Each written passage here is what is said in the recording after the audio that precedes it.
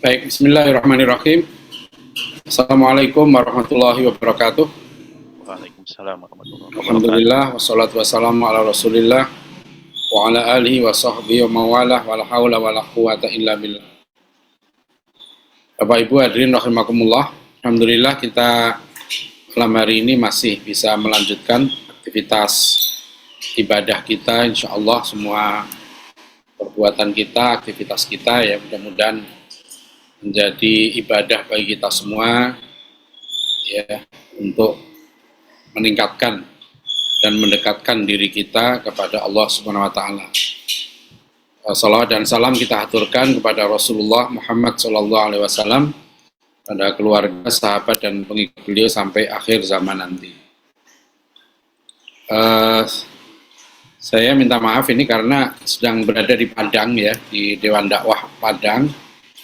Ini nanti sebentar lagi ada acara pelantikan pengurus Dewan Dakwah Kota Padang dan juga memberikan kuliah ringkas untuk para mahasiswa yang menjadi santri di Dewan Dakwah Padang. Jadi di kantor Dewan Dakwah Padang ini ada 22 orang mahasiswa yang mondok di sini selama 2 tahun. Yang di sini sudah kita resmikan menjadi pesantren tinggi ya, program selama 2 tahun. Alhamdulillah sudah berjalan 2 tahun ini dan sudah berpuluh tahun program ini berjalan ya. Sebentar lagi mereka akan selesai dan nanti insya Allah diganti mahasiswa yang baru lagi.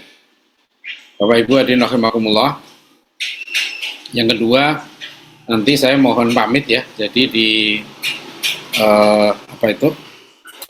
pukul 9 ya, jadi saya bergabung dengan teman-teman Dewan Dakwah sini. Nanti insya Allah akan dilanjutkan oleh Dr. Dwi Budiman.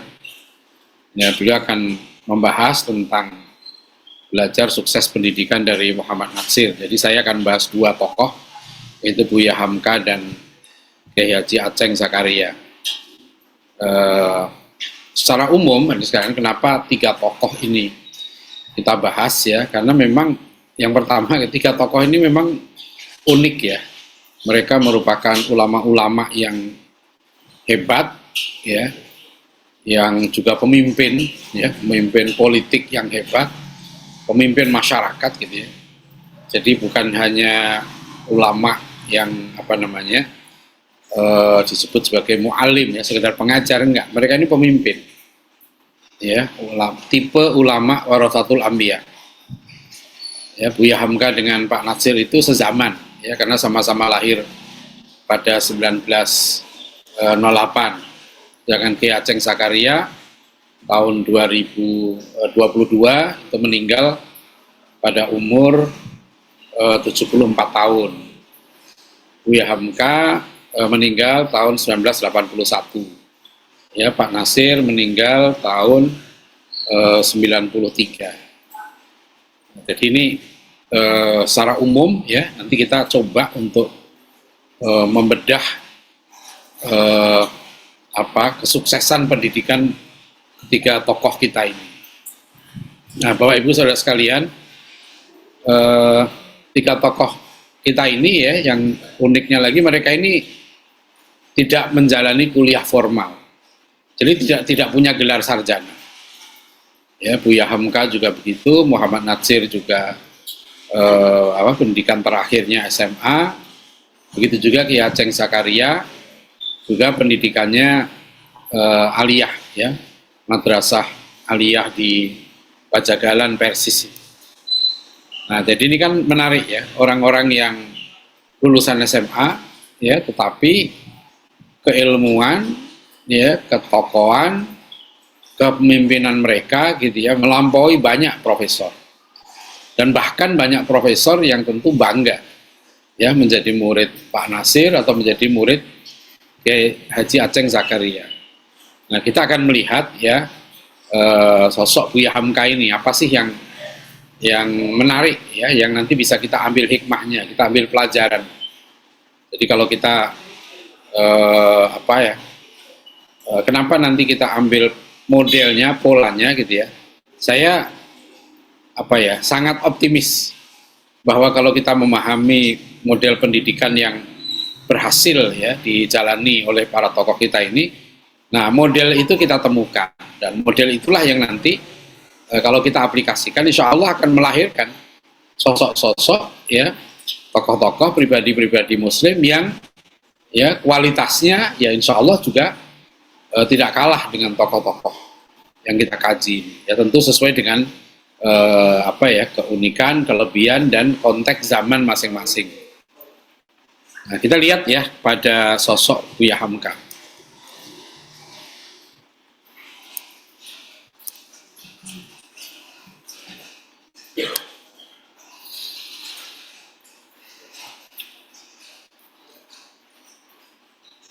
Jadi tema kajian kita itu belajar ya sukses pendidikan dari Buya Hamka dan Ki Aceng Zakaria. Nanti yang Pak Muhammad Natsir ya biar Dr. Dwi Budiman yang membahas. Nah, kalau kita mengatakan sukses pendidikan, tentu sukses pendidikan dalam kriteria Islam. Bahwa seorang itu dikatakan sukses pendidikan jika mereka mendapatkan ilman nafi'an, ya, ilmu yang bermanfaat. Nah, karena apa itu ilmu bermanfaat? Ya, ilmu yang bermanfaat adalah ilmu yang meningkatkan ya ketakwaan kepada Allah. Ilmu yang memperkecil ya. Ini kalau takrifnya Imam Al-Ghazali ya tentang sukses ya, ilman nafi'an. Orang yang meraih ilman nafi'an itu ilmu yang bermanfaat ya.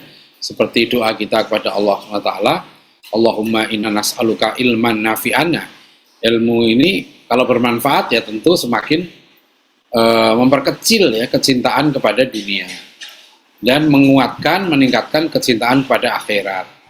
Ilmu yang mempertajam basiroh kita, mata hati kita untuk mengenal cacat-cacat diri kita.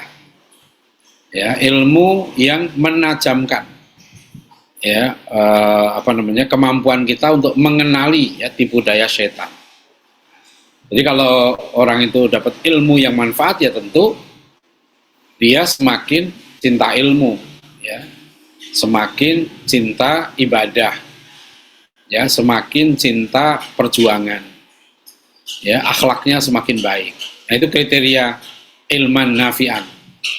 Dalam kajian yang lalu kita sudah menyinggung ya, misalnya kita bandingkan dengan taksonomi Bloom ya, yang menyebutkan puncak berpikir itu adalah tukrit.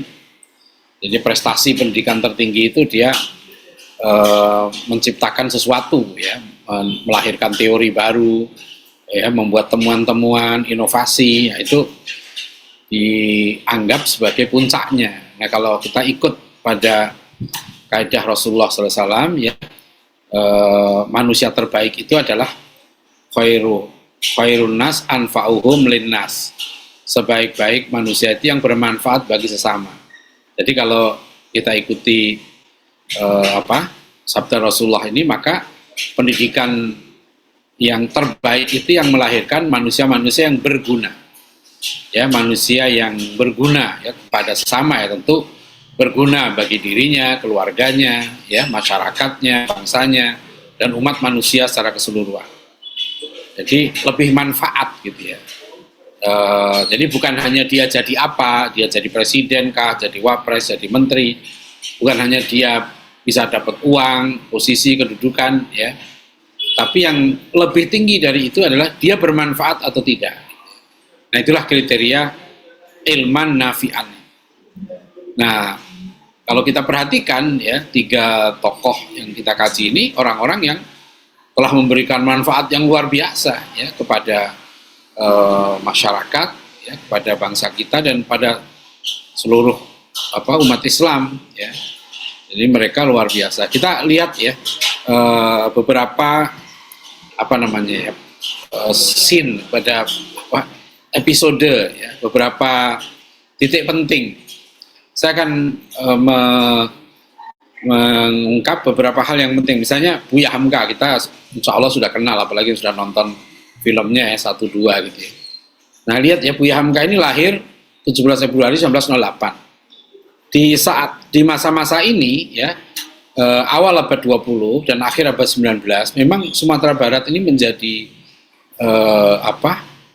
tempat ya persemaian gitu ya, munculnya banyak tokoh-tokoh besar ya, baik nasional ya maupun nanti bahkan internasional ya. Misalnya contoh ya, 1908 ini kan Buya Hamka dan Muhammad Hatsy ya, nanti 1900 ya itu lahir Rahma El Yunusiyah, jadi pendiri Diniyah Putri Padang Panjang, yang beliau nanti mungkin insyaallah satu saat kita kaji juga ya, kiprah pendidikan beliau dan juga sosok warisannya sekarang ini. Rahma El Yunusiyah ini pada umur 23 tahun ya, 1923 sudah mendirikan Diniyah Putri itu. Tahun 57 beliau diberikan gelar Syaikhoh, ulama perempuan. Nah, Rahma El Yunusiyah ini punya kakak ya, namanya Zainuddin Labe. Nanti Zainuddin Labe inilah yang berpengaruh besar pada Buya Hamka. Ya, karena waktu Buya Hamka belajar di Tawalik di Padang Panjang ini, beliau juga belajar ya, guru yang sangat berpengaruh itu Zainuddin Labe, ini kakak dari Rahma El Yunusiyah. Kita bisa melihat nanti ya Rasuna Said di situ ya. Kemudian 1884, jadi 24 tahun sebelum itu ya, sebelum Buya Hamka lahir ya, itu lahir sosok hebat namanya Haji Agus Salim. Jadi selisih umurnya Haji Agus Salim dengan Buya Hamka ini 24 tahun. Nah, nanti kita melihat bagaimana Haji Agus Salim sangat berpengaruh pada Buya Hamka dan Muhammad Nasir. Nah, Bapak Ibu Saudara sekalian ya, ada satu perkataan dari ayahnya Hamka, yaitu HK, Haji Abdul Karim Amrullah. Beliau ini ya punya cita-cita ya kan, anaknya itu menjadi ulama. Jadi beliau ingin gitu ya, Abdul Malik kan nama Hamka itu begitu ya, Abdul Malik itu nanti menjadi ulama seperti beliau gitu ya, seperti Abdul Karim Amrullah ini. Maka ayahnya mengatakan begini, 10 tahun dia akan dikirim belajar ke Mekah supaya kelak dia menjadi orang alim pula seperti aku, seperti neneknya dan seperti nenek-neneknya yang dahulu. Jadi kalau kita lihat ya, garis keturunan Buya Hamka ya, kemudian ayahnya ini HK, neneknya, buyutnya itu memang ulama-ulama hebat. Termasuk nanti ya salah satu tokoh yang terlibat dalam perang Padri. Nah, sebagai contoh adalah buyut Buya Hamka ya, berarti apa? Kakeknya ayahnya gitu ya, buyut. Jadi yang terkenal yaitu Syekh Gugu Katur atau dikenal sebagai Ungku Syekh Suku Tanjung. Ini murid terkemuka dari Tuanku Pariaman, ulama dan pahlawan perang Padri ya, Imam Bonjol. Nanti jadi memang garis keturunannya Buya Hamka ini gitu ya, memang garis keturunan pejuang ya, ulama pejuang. Nah, ayahnya ya, Buya Hamka ini menulis tentang ayahnya ini ya, ayahku kan, dalam buku Ayahku. Dia menceritakan punya buyut ini, tentu Buya Hamka bangga ya punya buyut seperti siapa ini, Syekh Gagu Katur ya. Beliau ini dikenal tengah malam ketika tahajud dulu lebih suka sembahyang di atas batu itu ya. Pak surah beliau masih ada yang dapat dilihat. Kepada murid yang saleh inilah tertarik hati gurunya Tuanku Pariaman, sehingga anaknya Siti Sairah menjadi gadis remaja. Beliau ambilkan Tuanku Suku Tanjung itu menjadi menantunya. Nah, jadi dulu begitu juga ya, ulama itu kalau punya yang hebat gitu ya, terus diambil menantu ya. Ini buyutnya Buya Hamka ini ceritanya. Selain itu, Ungku Syekh Suku Tanjung adalah seorang ulama yang amat besar perhatiannya kepada ilmu tasawuf, sehingga kitab Hikam Ibnu Athaillah beliau hafal di luar kepala. Beliau pun seorang cerdik ahli adat, sehingga bukan saja urusan agama yang ditanyakan ya kepada beliau, bahkan juga urusan adat. Jadi ini cerita Hamka ya tentang ayahnya dan buyutnya ya, tentang ayahnya dan kakeknya, kakek dari ayahnya. Nah dari sini kita bisa melihat ya bagaimana garis Buya Hamka ini memang darah ulama, darah pejuang ini mengalir. Ya. Nah ini penting ini untuk saya kalau berjumpa dengan keturunan para tokoh hebat ini gitu ya. Dan nanti itu juga sama ya, saya mengingatkan ya, ingat ya dalam diri kamu tuh mengalir loh darah tokoh, darah ulama gitu yang harus dilanjutkan perjuangan mereka. Jadi jangan sampai nanti tidak ada pelanjutnya. Nah, ini tentang garis Buya Hamka. Yang kedua Ibu sekalian ya, jadi Buya Hamka itu meskipun ayahnya ulama besar, ya, antum bayangkan Haji Abdul Karim Amrullah itu dikenal sebagai reformer, ya, pembaru kurikulum pendidikan di Tawalib Padang Panjang. Nah, jadi beliau ini bisa dikatakan ya pendahulu, padahal nanti Kiai Haji Imam Zarkasi, ya pendiri pesantren Gontor itu sempat mondok kan di Tawalib itu. Yang perintis Tawalib, ya pembaruannya itu adalah Haka. Haji Abdul Karim Amrullah ini, bapaknya Hamka ini juga pernah pergi ke Jogja, ya, kemudian selama 3 hari berdiskusi dengan Kiai Haji Ahmad Dahlan.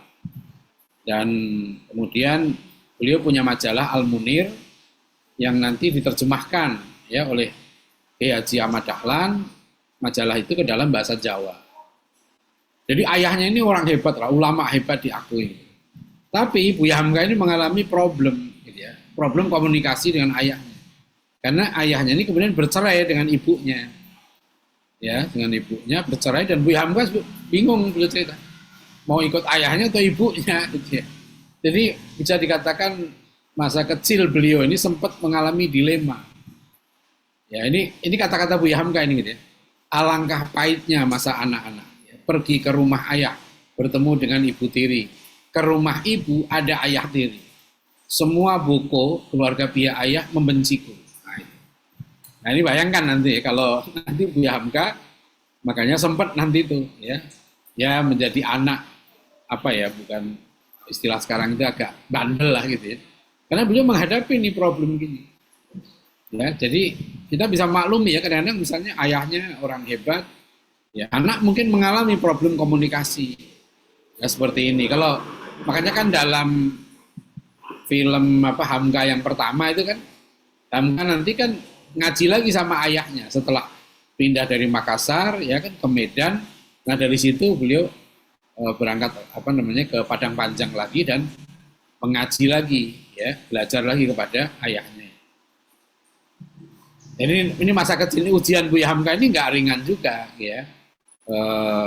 Waktu kecil ini diuji. Kemudian nah inilah kisah beliau. Nah, bisa coba perhatikan ya. Buya Hamka itu lahir 1908. Ya. Berguru gitu kan di Padang Panjang itu. Nah, Buya Hamka itu merasa jenuh belajar Islam ya di situ. Nah, beliau ingin kemudian mengembara. Nah, ini pentingnya nanti rihlah ya. Rihlah ilmiah. Mengembara dalam rangka berguru gitu. Dan Buya Hamka kemudian bertemu nih dengan guru-guru hebat di sini kalau kita lihat nih ya. Tahun 1924. Nah, lihat umurnya berapa itu? Beliau lahir 1908, umurnya ketika itu 16 tahun, ya kan? 16 tahun itu kan sekarang baru lulus SMP ya, SMA kelas 1. Buya Hamka udah merantau loh ke Jawa. Dan berguru kepada tokoh-tokoh hebat. Lihat, beliau berguru kepada Cokro Aminoto, meskipun tidak intensif ya, tidak mondok di rumah Pak Cokro, tapi beliau sangat suka menghadiri majelis pengajiannya Pak Cokro itu. Aminoto sudah menjadi tokoh hebat kan? Karena 11 ya itu sudah berdiri Syarikat Islam kan, dan anggotanya sudah ratusan ribu. Ya, jadi Cokro ini disebut oleh bapaknya Bung Karno, gitu ya. Katanya orang Belanda menyebut Cokro Aminoto itu Raja Jawa tanpa mahkota. Ya. Nah kemudian beliau berguru juga pada Ki Bagus Hadikusumo, ketua Muhammadiyah waktu itu, yang kalau kita baca pendapat-pendapat Ki Bagus ya, nanti di BPUPK beliau seorang ulama yang sangat hebat, ya, pejuang betul. Ya, Cokro Aminoto juga guru yang hebat. Ki Bagus Hadikusumo juga ulama dan pejuang yang hebat. Nah beliau ngaji tafsir nih kepada Ki Bagus Hadikusumo. Kemudian beliau lama juga ya berguru kepada A.R. Sultan Mansur. A.R. Sultan Mansur ini adalah kakak iparnya. Ya. Nah, di Pekalongan bahkan sampai 6 bulan. Buya Hamka belajar intensif kepada Buya Sultan Mansur. Alhamdulillah di UIK sudah ada yang menulis ya pendidikan jihad Buya Sultan Mansur. Ya, karena salah satu buku beliau yang terkenal itu tentang jihad, Buya Sultan Mansur. Dan juga beliau juga Buya Hamka ini ya berguru pada Suryo Pranoto. Kalau nggak salah beliau belajar sosiologi di situ pada Suryo Pranoto. Beliau sudah ikut JIB, Jong Islami Tenbon. Nah, jadi Buya Hamka itu sejak muda 16 tahun sudah aktif juga di organisasi. Kemudian juga ikut kajian syarikat Islam, ya sampai Buya Hamka itu mengaku umurnya dituakan kan, waktu itu minimal ikut kajian itu 18 tahun, Buya Hamka baru 16 tahun.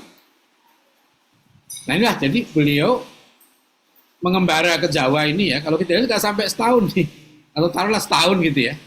Nah Buya Hamka setelah pulang dari Jawa ini ya, berguru pada tokoh-tokoh hebat ini, beliau mendapatkan suntikan baru.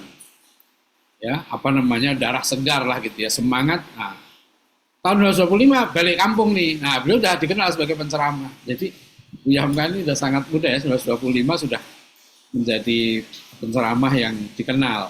Ya, mungkin juga orang-orang melihat ya bapak beliau juga ulama hebat. Nah, 1927 ya Buya Hamka itu kemudian inilah dia merasa ilmunya kurang gitu ya. 1927 berangkat ke Mekah. Jadi lihat umurnya baru berapa itu? 19 tahun ya. Berangkat ke Mekah. Ingin tadi mengikuti bapaknya tadi kan ingin belajar di Mekah selama 10 tahun gitu ya. Tapi Buya Hamka ini memang kreatif ya. Selama di Mekah dia bekerja di percetakan 2 bulan ya. Kemudian beliau juga mendirikan organisasi Persatuan Hindia Timur.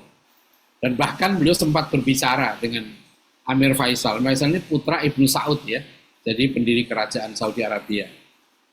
Nah, inilah kenapa nanti ya potensi Buya Hamka ini dilihat oleh Haji Agus Salim. Nah, saya mengibaratkan Haji Agus Salim ini kayak Jurgen Klopp gitu ya, Sintayong, Pep Guardiola gitu ya. Kalau di tinju dulu tuh Kus De Amanto ya, pelatih Muhammad Ali, pelatihnya Mike Tyson ya. Yang Haji Agus Salim ini ya dalam sejarahnya nanti itu banyak mengkader anak-anak muda gitu ya. Dan dia tahu nih potensi Buya Hamka ini. Ya tentu kan Buya Hamka anak ulama besar ya, dan menunjukkan ya dia bukan hanya seorang yang haus ilmu ya, tapi juga seorang aktivis. Ya, ini penting nanti ya dalam kita melahirkan ulama yang pemimpin gitu ya, ulama oratul anbiya, nggak bisa ditinggal.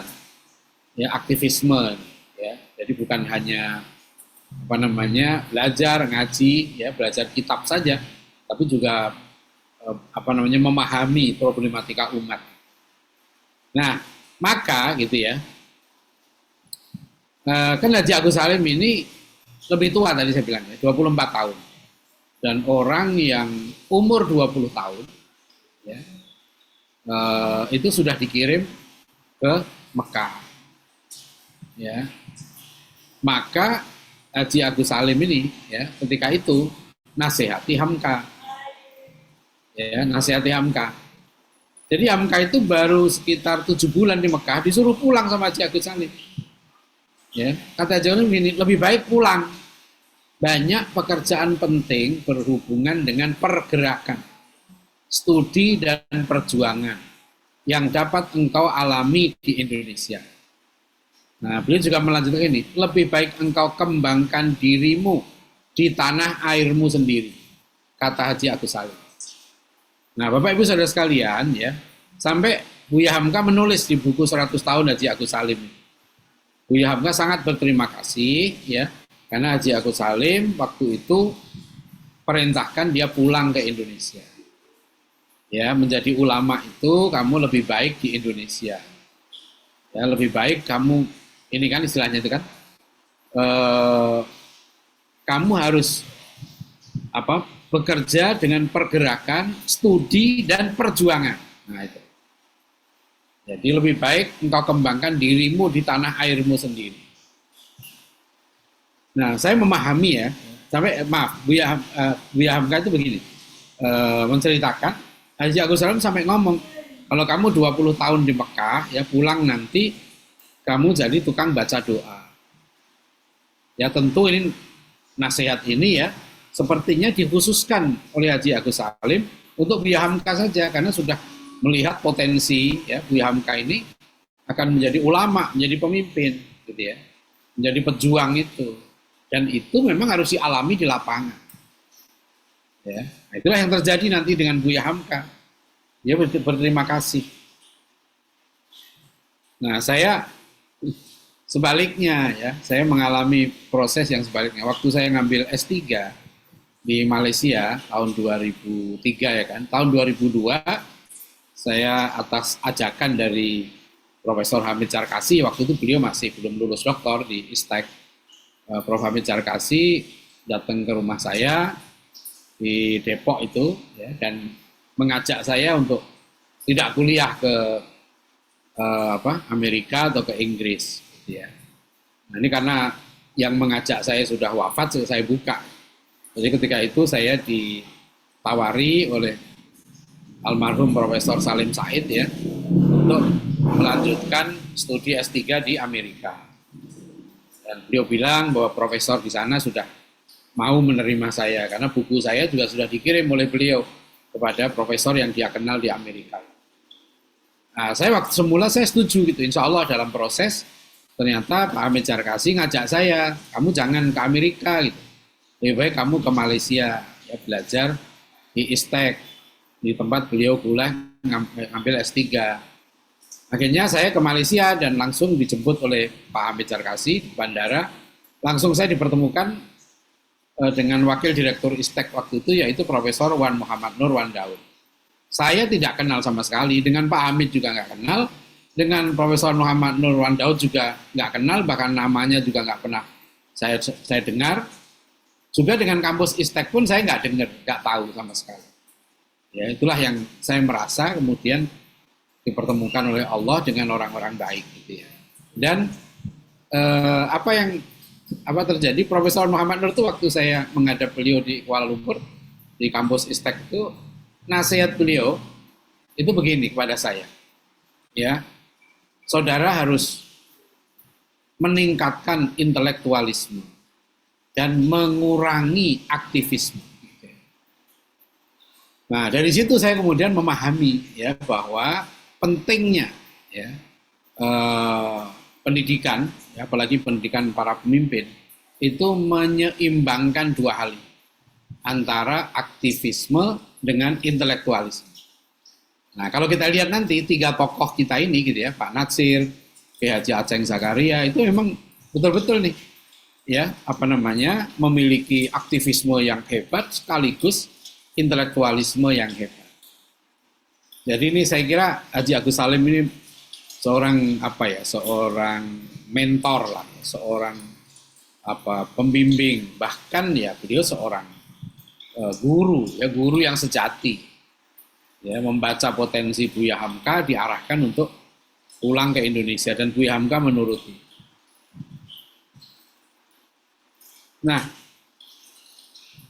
Bapak Ibu Saudara sekalian ya, Buya Hamka ini setelah nanti pulang dari Mekah itu ya, beliau hidupnya sangat menderita ya.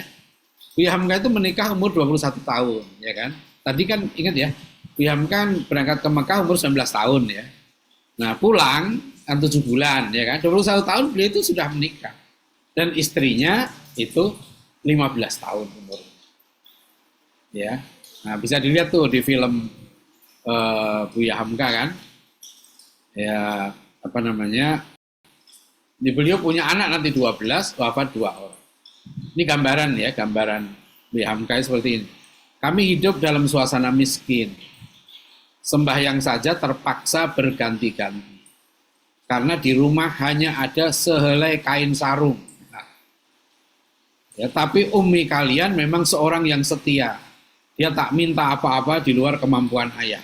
Nah, jadi Buya Hamka ini ya terus terang ya, beliau memang sangat cinta sekali kepada istrinya, sayang sekali. Nah ini sama saya lihat dengan Pak Natsir ya,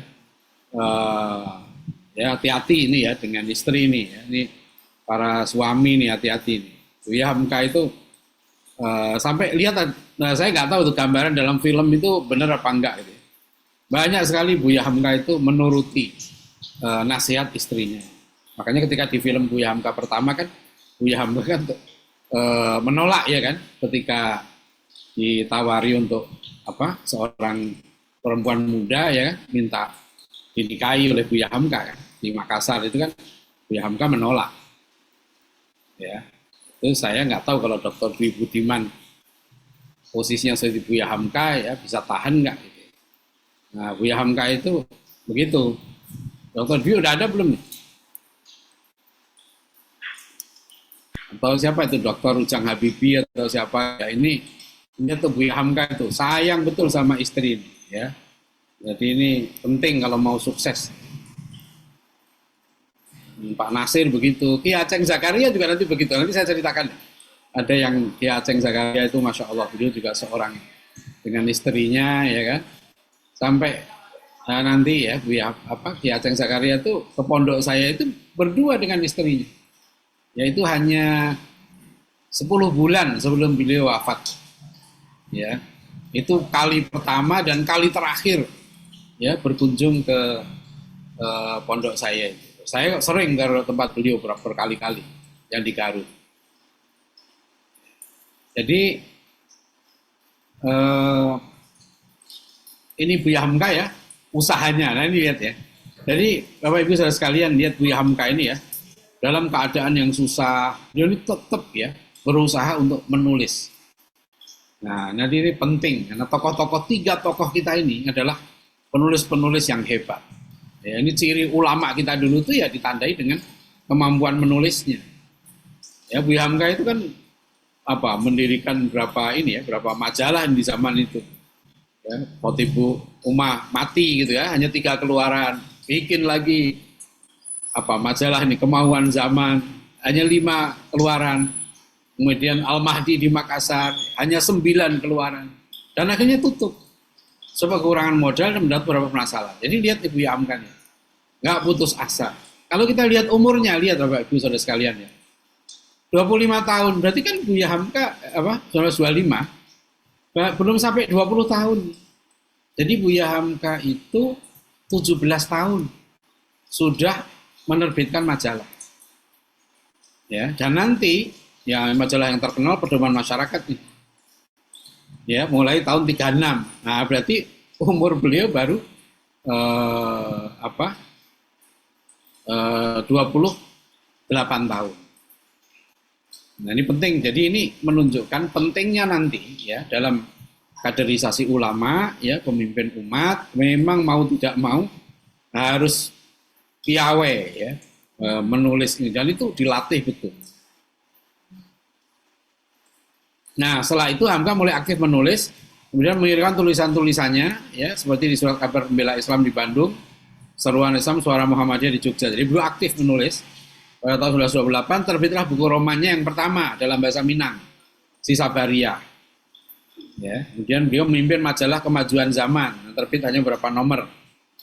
Terbit pula buku-bukunya antara lain tahun 1929, ya kan? Berarti ini umur 21 tahun, ya Buya Hamka sudah menerbitkan bukunya ini, Agama dan Perempuan, Pembela Islam, Adat Minangkabau, Agama Islam, Kepentingan Tablik, Ayat-ayat Mi'raj dan sebagainya. Jadi ini menunjukkan ya bahwa tokoh kita ini nanti Pak Nasir juga itu matang di usia beliau. 16 tahun sudah berguru pada tokoh-tokoh besar, ya kan? Kemudian beliau ini aktif dalam pergerakan, perjuangan, dan aktif dalam dakwah ya bil kolamnya.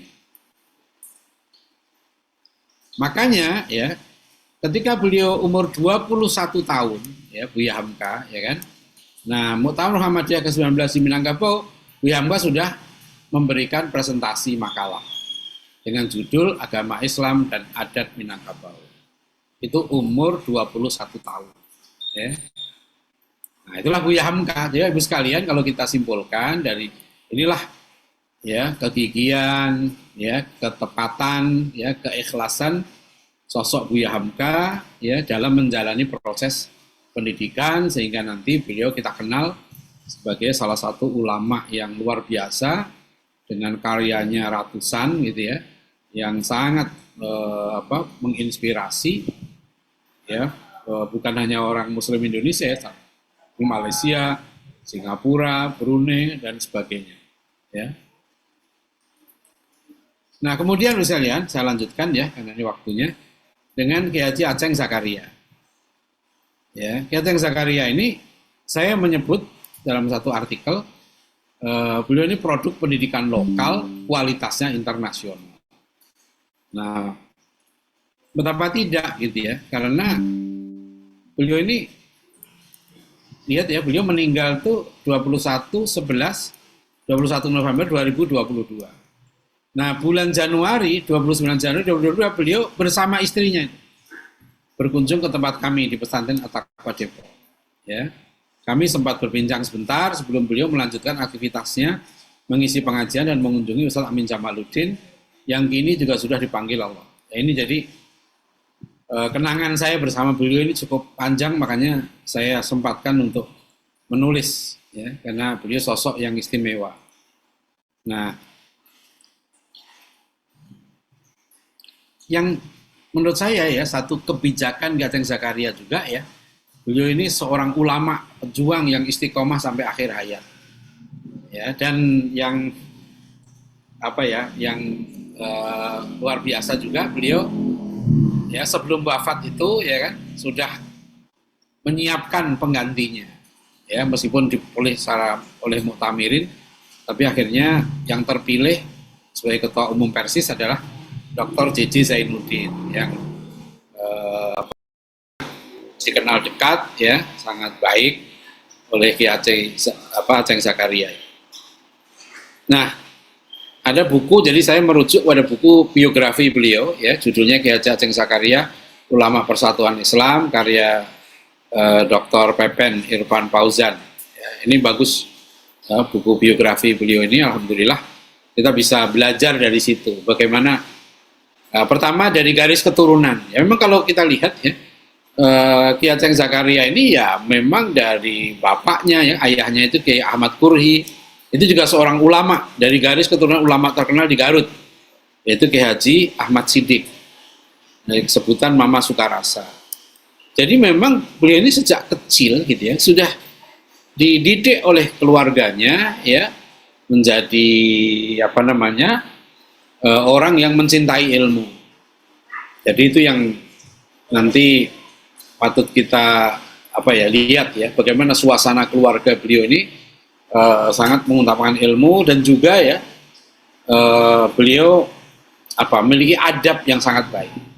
Jadi Bapak Ibu sekalian ya, kalau kita lihat dalam surat Luqman ya, ayat 12 sampai 19. Lihat urutan-urutan Luqman dalam mendidik anak. Pertama, Luqman mendapatkan hikmah. Jadi artinya pendidik itu ya, guru itu memang bukan hanya pinter, gitu ya, tapi harus bijak. Guru itu bukan hanya berilmu tinggi, ya, tapi dia memiliki adab, ya, wisdom, punya kebijakan, hikmah yang kuat, gitu, sehingga bisa mendidik dengan tepat. Ayat 13-nya landasan tauhid, ya, jangan menyekutukan Allah. Ayat 14-15 ya, itu bicara tentang adab pada orang tua. Ayat 16 itu visi akhirat. ayat 17, 18, 19 itu sudah perjuangan ya dan adab kepada masyarakat. Nah, urutan surat Luqman 12-12 ini kalau kita lihat dalam proses pendidikan para tokoh kita ini, itu seperti itu. Adab mereka pada orang tuanya sangat baik. Ya, Buya Hamka lihat ya, meskipun sempat kecewa dengan ayahnya, tapi akhirnya beliau mendatangi ayahnya dan dengan menangis, ayahnya pun menangis gitu kan. Jadi gampangannya begini, mereka ini orang-orang yang diridhoi oleh Allah. Apalagi Pak Natsir. Nanti Dr. Dwi bisa menceritakan, Pak Natsir itu memilih untuk tidak kuliah lagi. Itu pun beliau setelah mendapatkan restu dari orang tua. Saya ini pesan terus pada santri ya, kalau kamu mau sukses ya dalam mencari ilmu, harus dapat ridho orang tua ya, dan ridho guru.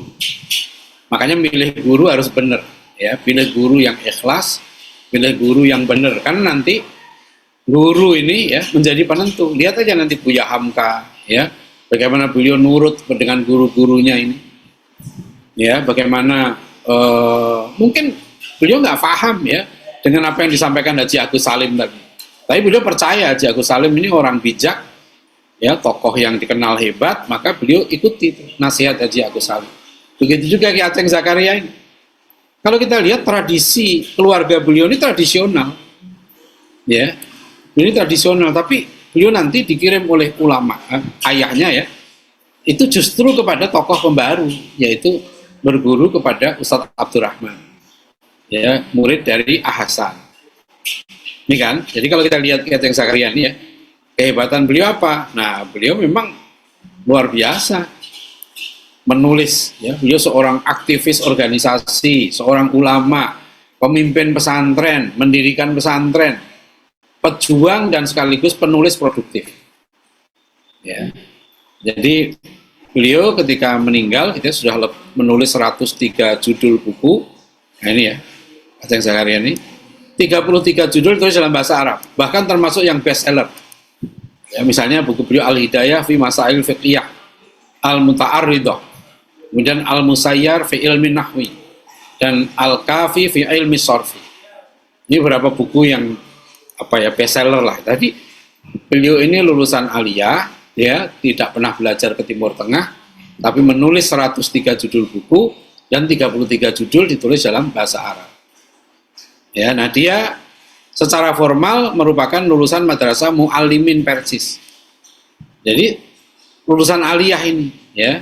Tapi beliaulah yang mendirikan Sekolah Tinggi Agama Islam Persis Garut, ya, ya beliau mendirikan ini ya. Sekarang yang dipimpin rektornya Dr. Tiar Bakhtiar. Sekarang kita lihat ya Aceng Zakaria ini, yang unik beliau. Nah, beliau ini tunduk banget ya, taat sama gurunya. Ya, nah momentum yang sangat penting adalah itu saya tanya langsung ketika beliau berkunjung ke At-Taqwa, yaitu beliau ini nggak melanjutkan kuliah itu kenapa? Ya, ternyata beliau bilang, saya diharamkan kuliah gitu ya oleh guru saya, ya, Ustadz Abdurrahman tadi. Jadi dia diharamkan. Nah, kenapa diharamkan? Ya karena kata beliau, menurut Ustadz Abdurrahman ya, murid-murid beliau yang kuliah itu nanti nggak mau jadi mubalik lagi, nggak mau mengajar lagi, maka beliau diharamkan ke situ. Jadi, nah Ki Aceng Zakaria ini nurut sama gurunya ya, dan beliau dididik di situ. Nah ini lihat ya, Ki Haji Abdurrahman ini, nanti Dr. Dwi bisa cerita nih, karena beliau disertasi doktornya tentang ini. Ya, konsep pendidikan Ustadz Abdurrahman ini, ya, pemimpin Persis. Memang Ustadz Aceng Zakaria ini dididik dengan adab dan keilmuan yang intensif. Satu kelas itu muridnya hanya 5 orang, salah satunya perempuan. Nah, jadi ini menunjukkan juga ya bahwa tokoh-tokoh kita ini memang waktu pendidikan itu mendapatkan guru yang hebat, tapi muridnya juga sedikit, jadi efektif. Ya, jadi metode pembelajarannya bukan hanya dalam bentuk klasikal, tapi juga kajian kitab secara sorogan. banyak kitab yang dikaji, yang utama adalah tafsir Ibnu Katsir. Ya, jadi ini aliyah ini, ya kan? Madrasah aliyah itu begini, ya, intensif. Nanti katanya beliau menjadi guru, ya. Jadi yang saya menuruti nasihat gurunya untuk tetap di Bandung dan menjadi guru di Almatiyah selama 7 tahun. Ya, nah pertama mengajar ibtidaiyah, kemudian sanawiyah, berikutnya dia mengajar di program Tamhidul Mubalighin. Ya. Nah yang unik, Bapak Ibu saudara sekalian, ya, Ki Aceng Zakaria ini juga punya keahlian yaitu jual beli dan servis jam. Ini ulama-ulama kita ini penting juga ya. Hasan itu juga Pak Nasir salah satu kekagumannya pada Hasan, ya, pada gurunya itu Hasan itu pernah kerja macam-macam, pernah kerja di apa itu vulkanisir ban, ya, nanti di percetakan, ya, kemudian jualan kain, ya. Jadi ini ulama-ulama dulu ini, ya, mereka orang-orang yang mandiri. Nah, jadi beliau ini dilarang untuk kuliah, bahkan dilarang ikut ujian bersamaan. Jadi Ki Abdurrahman khawatir, ya, murid-muridnya nanti tidak mau menjadi mubalik yang turun kampung-kampung mendakwahkan ajaran Islam. Nah, itu yang dikhawatirkan. Ya. Jadi kalau kita lihat, ya Ustadz Aceng Zakaria, kenapa nanti beliau sukses pendidikan, mendapatkan ilman nafi'an, ilmu yang bermanfaat, ya, karena dia niatnya benar, ya, semangat ilmunya tinggi, gitu ya, dan punya adab dalam mencari ilmu itu tinggi. Jadi larangan gurunya untuk ikut ujian bersamaan atau untuk melanjutkan kuliah di perguruan tinggi sebetulnya lebih dimaksudkan untuk menjaga niat ikhlas dalam mencari ilmu. Jangan sampai salah niat mencari ilmu untuk mengejar harta benda dan kedudukan dunia. Nah, ini sudah saya tulis, ya. Silahkan nanti Dr. Dwi Budiman bisa mungkin menyinggung juga tentang Kiai Haji Abdurrahman ini, ya, dalam mendidik murid-muridnya.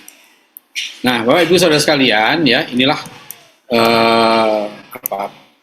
sepenggal, ya. Kalau kita lihat tokoh-tokoh kita ini sukses dalam mencari ilmu, ya kan, itu ya sebetulnya mengikuti, ya, 6 hal yang disyaratkan oleh Imam Syafi'i. Kalau di Ta'limul Ta'lim malah itu kata-kata Ali bin Abi Thalib, ya.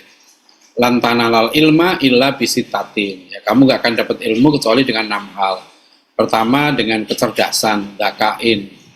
Kemudian yang kedua wahirsin, ya, tamak ilmu, haus ilmu. Ketiga wastibarin, sabar. Lihat, ya, mereka ini orang-orang sabar.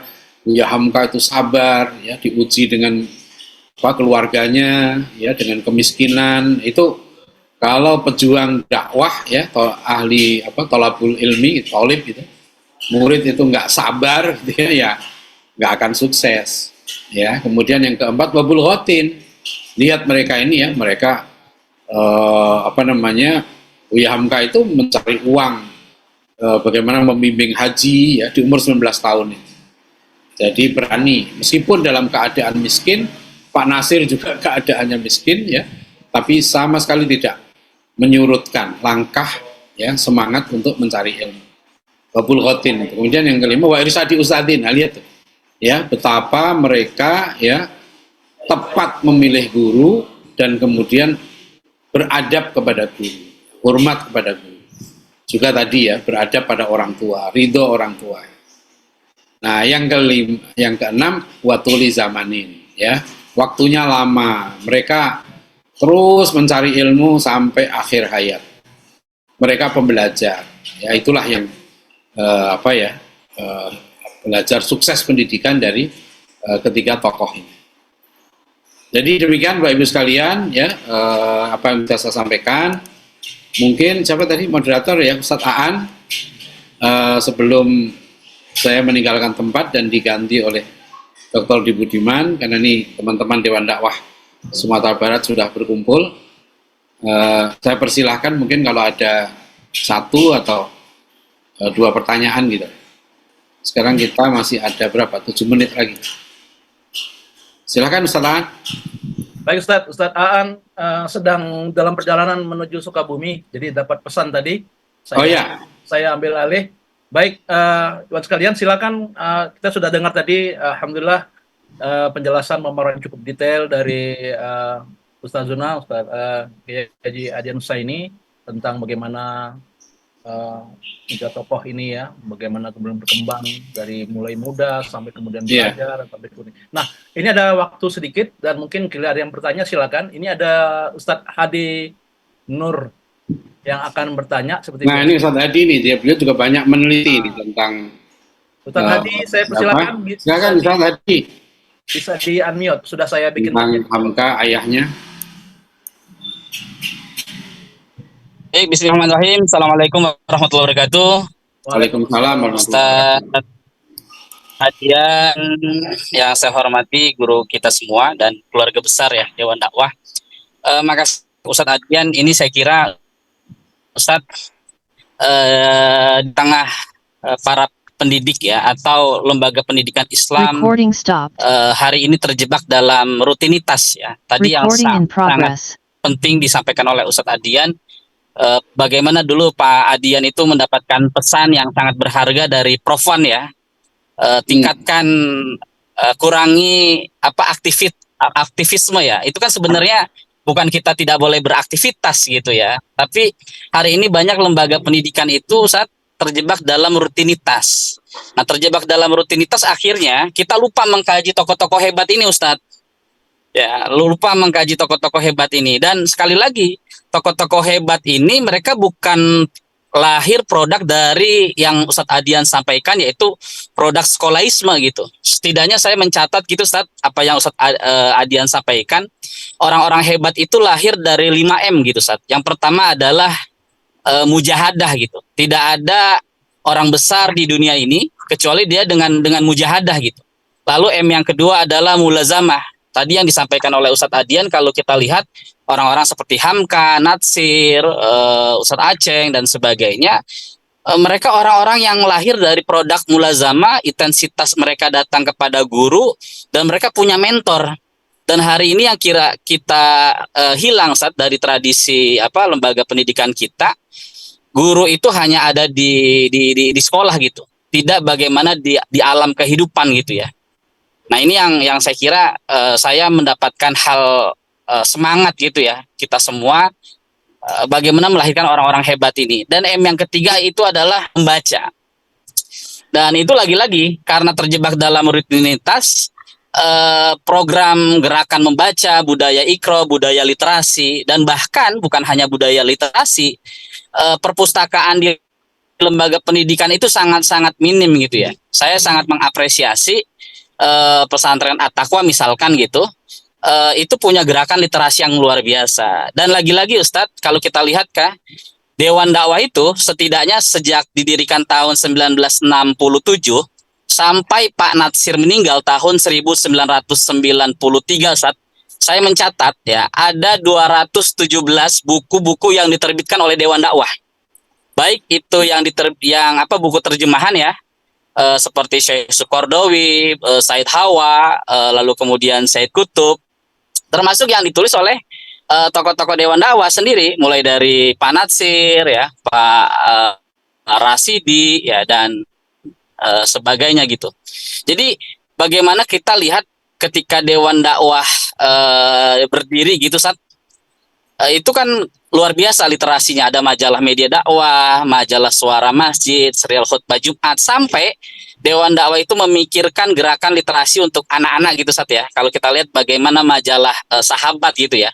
Saya ingat dulu waktu saya diskusi sama almarhum Pak Ramlan Marjonet, alasan Dewan Dakwah, bapak-bapak kita mendirikan majalah Sahabat gitu Sat, karena kekhawatiran ya bapak-bapak Dewan Dakwah seperti Pak Rum, lalu Pak Natsir, Pak Kiai Taufikur Rahman dan sebagainya, anak-anak kita saat itu mereka bacaannya majalah bobo gitu ya. Nah, sedangkan kata Pak Rum, siapa yang akan mengajarkan literasi ke anak-anak kalau kita tidak punya gerakan literasi, perhatian kita kepada anak-anak. Nah, ini yang saya kira produk dari budaya membaca. Lalu kemudian M yang keempat adalah muzakarah. Nah, diskusi. Saya mengapresiasi sekali Ustadz acara ini. Mungkin namanya Ustadz usul Ustadz. Ini kan nama kita kan seminggu sekali ini kan ngaji pendidikan gitu Ustadz ya. Yeah. Saya usul kalau kita, karena kan materi yang Ustadz sampaikan ini luar biasa, kita bicara orang-orang hebat gitu ya. Bagaimana kalau namanya kita misalkan bahasanya ngaji tokoh-tokoh hebat gitu. Ini menarik gitu Ustadz. Karena banyak sekali lembaga-lembaga pendidikan Islam ya, termasuk pesantren itu, jangankan bicara pelajaran sirah nabawiyah gitu, sejarah Islam perjuangan di Indonesia itu sangat sangat lemah gitu. Jangankan muridnya, gurunya saja tidak diajarkan. Dan harapan saya Ustadz, dulu kan waktu Ustadz jadi ketua Dewan Dakwah bidang Ghazul Fikri, itu menerbitkan buku sejarah nasional perspektif baru Ustadz ya. Nah ini yang saya kira perlu diterbitkan lagi baru, dan ini menjadi bacaan wajib, bahkan kurikulum. Kita kan selalu, Ustadz Adian selalu memberikan motivasi kepada kita, ini luar biasa. Di tengah misalkan Nadiem ingin menghapuskan pelajaran sejarah, Pak Adian selalu memberikan motivasi kepada kita. Kita jangan terlalu ngurusin Menteri Pendidikan gitu ya. Udah, kita ngurusin sendiri aja. Nah itu menarik saya kira. Jadi kalau ngurusin pemerintah, pendidikannya, dan yang terakhir budaya menulis Ustadz. Ini yang menarik, yang saya kira saya apresiasi besar acara kita ini, ngaji tokoh-tokoh hebat, karena kalau kata Buya Hamka, kita tidak akan menjadi orang hebat jikalau selama hidup tidak pernah membaca sejarah orang-orang hebat. Makasih Ustadz, jazakallah khairan inspirasinya malam ini Ustadz. Anda baru pulang dari Pulau Seribu ini Ustadz, Afwan baru masuk. Syukran. Assalamualaikum warahmatullahi wabarakatuh. Waalaikumsalam warahmatullahi wabarakatuh. Makasih Ustadz Adi nih. Tadi ya mujahadah apa terusnya ya, tapi itu saya kira sangat tepat lah insya Allah ya. Cuma kalau programnya kita ganti nanti kita pikirkan. Sementara ini kita sudah episode yang ke-15 dan terus kita ulang-ulang ya, karena sebenarnya masalah kita ini memang besar sekali, dan ternyata semakin kita baca, kita cermati ya kehidupan para tokoh kita ini, bisa memberikan hikmah ya, pelajaran yang sangat berharga. Ya, saya kira ini tambahan ya, tidak perlu dikomentari. Tadi terima kasih. Ini juga kita di Dewan Dakwah mudah-mudahan budaya ya, literasi ya, budaya membaca, menulis, mujahadah, mulazamah, ini perlu kita terus tingkatkan. Saya kira begitu ya. Ini mungkin satu lagi karena saya belum dipanggil, Ustaz Husain. Baik. Ada siapa nih, Bu Rahmi ya?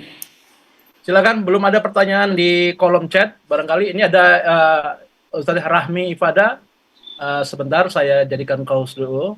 Baik, silakan di unmute. Assalamualaikum warahmatullahi wabarakatuh. Waalaikumsalam warahmatullahi wabarakatuh. Syukran Ustadz. Di Kementerian Mendikbud ada wacana untuk menghapus PAI dan akan diganti dengan mata pelajaran budi pekerti. Dan ini terus membooming di kalangan guru-guru PAI sehingga menimbulkan keresahan. Dan kalau itu benar terjadi, apa yang harus kita lakukan Ustadz?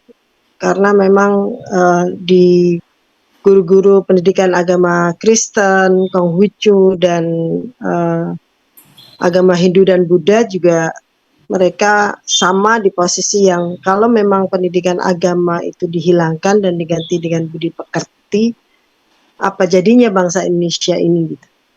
Mohon ya arahannya. Terima kasih Bu Rahmi ya. Saya sendiri belum mendengar ya. Dan saya kira berat ya, karena itu perintah undang-undang soalnya. Jadi pendidikan agama itu perintah undang-undang.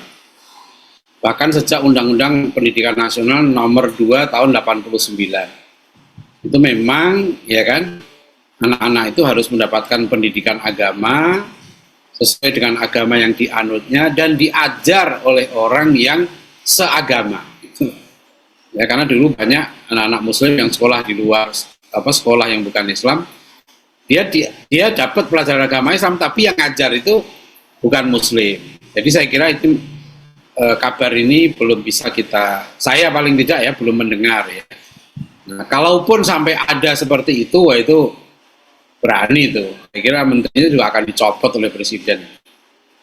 Ya, jadi tidak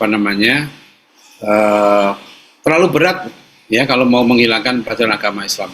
Dan pasti Kementerian Agama menolak. Dan sekarang kan memang sudah ya, pendidikan agama Islam itu sudah ditambah dengan namanya agama dan juga budi pekerti.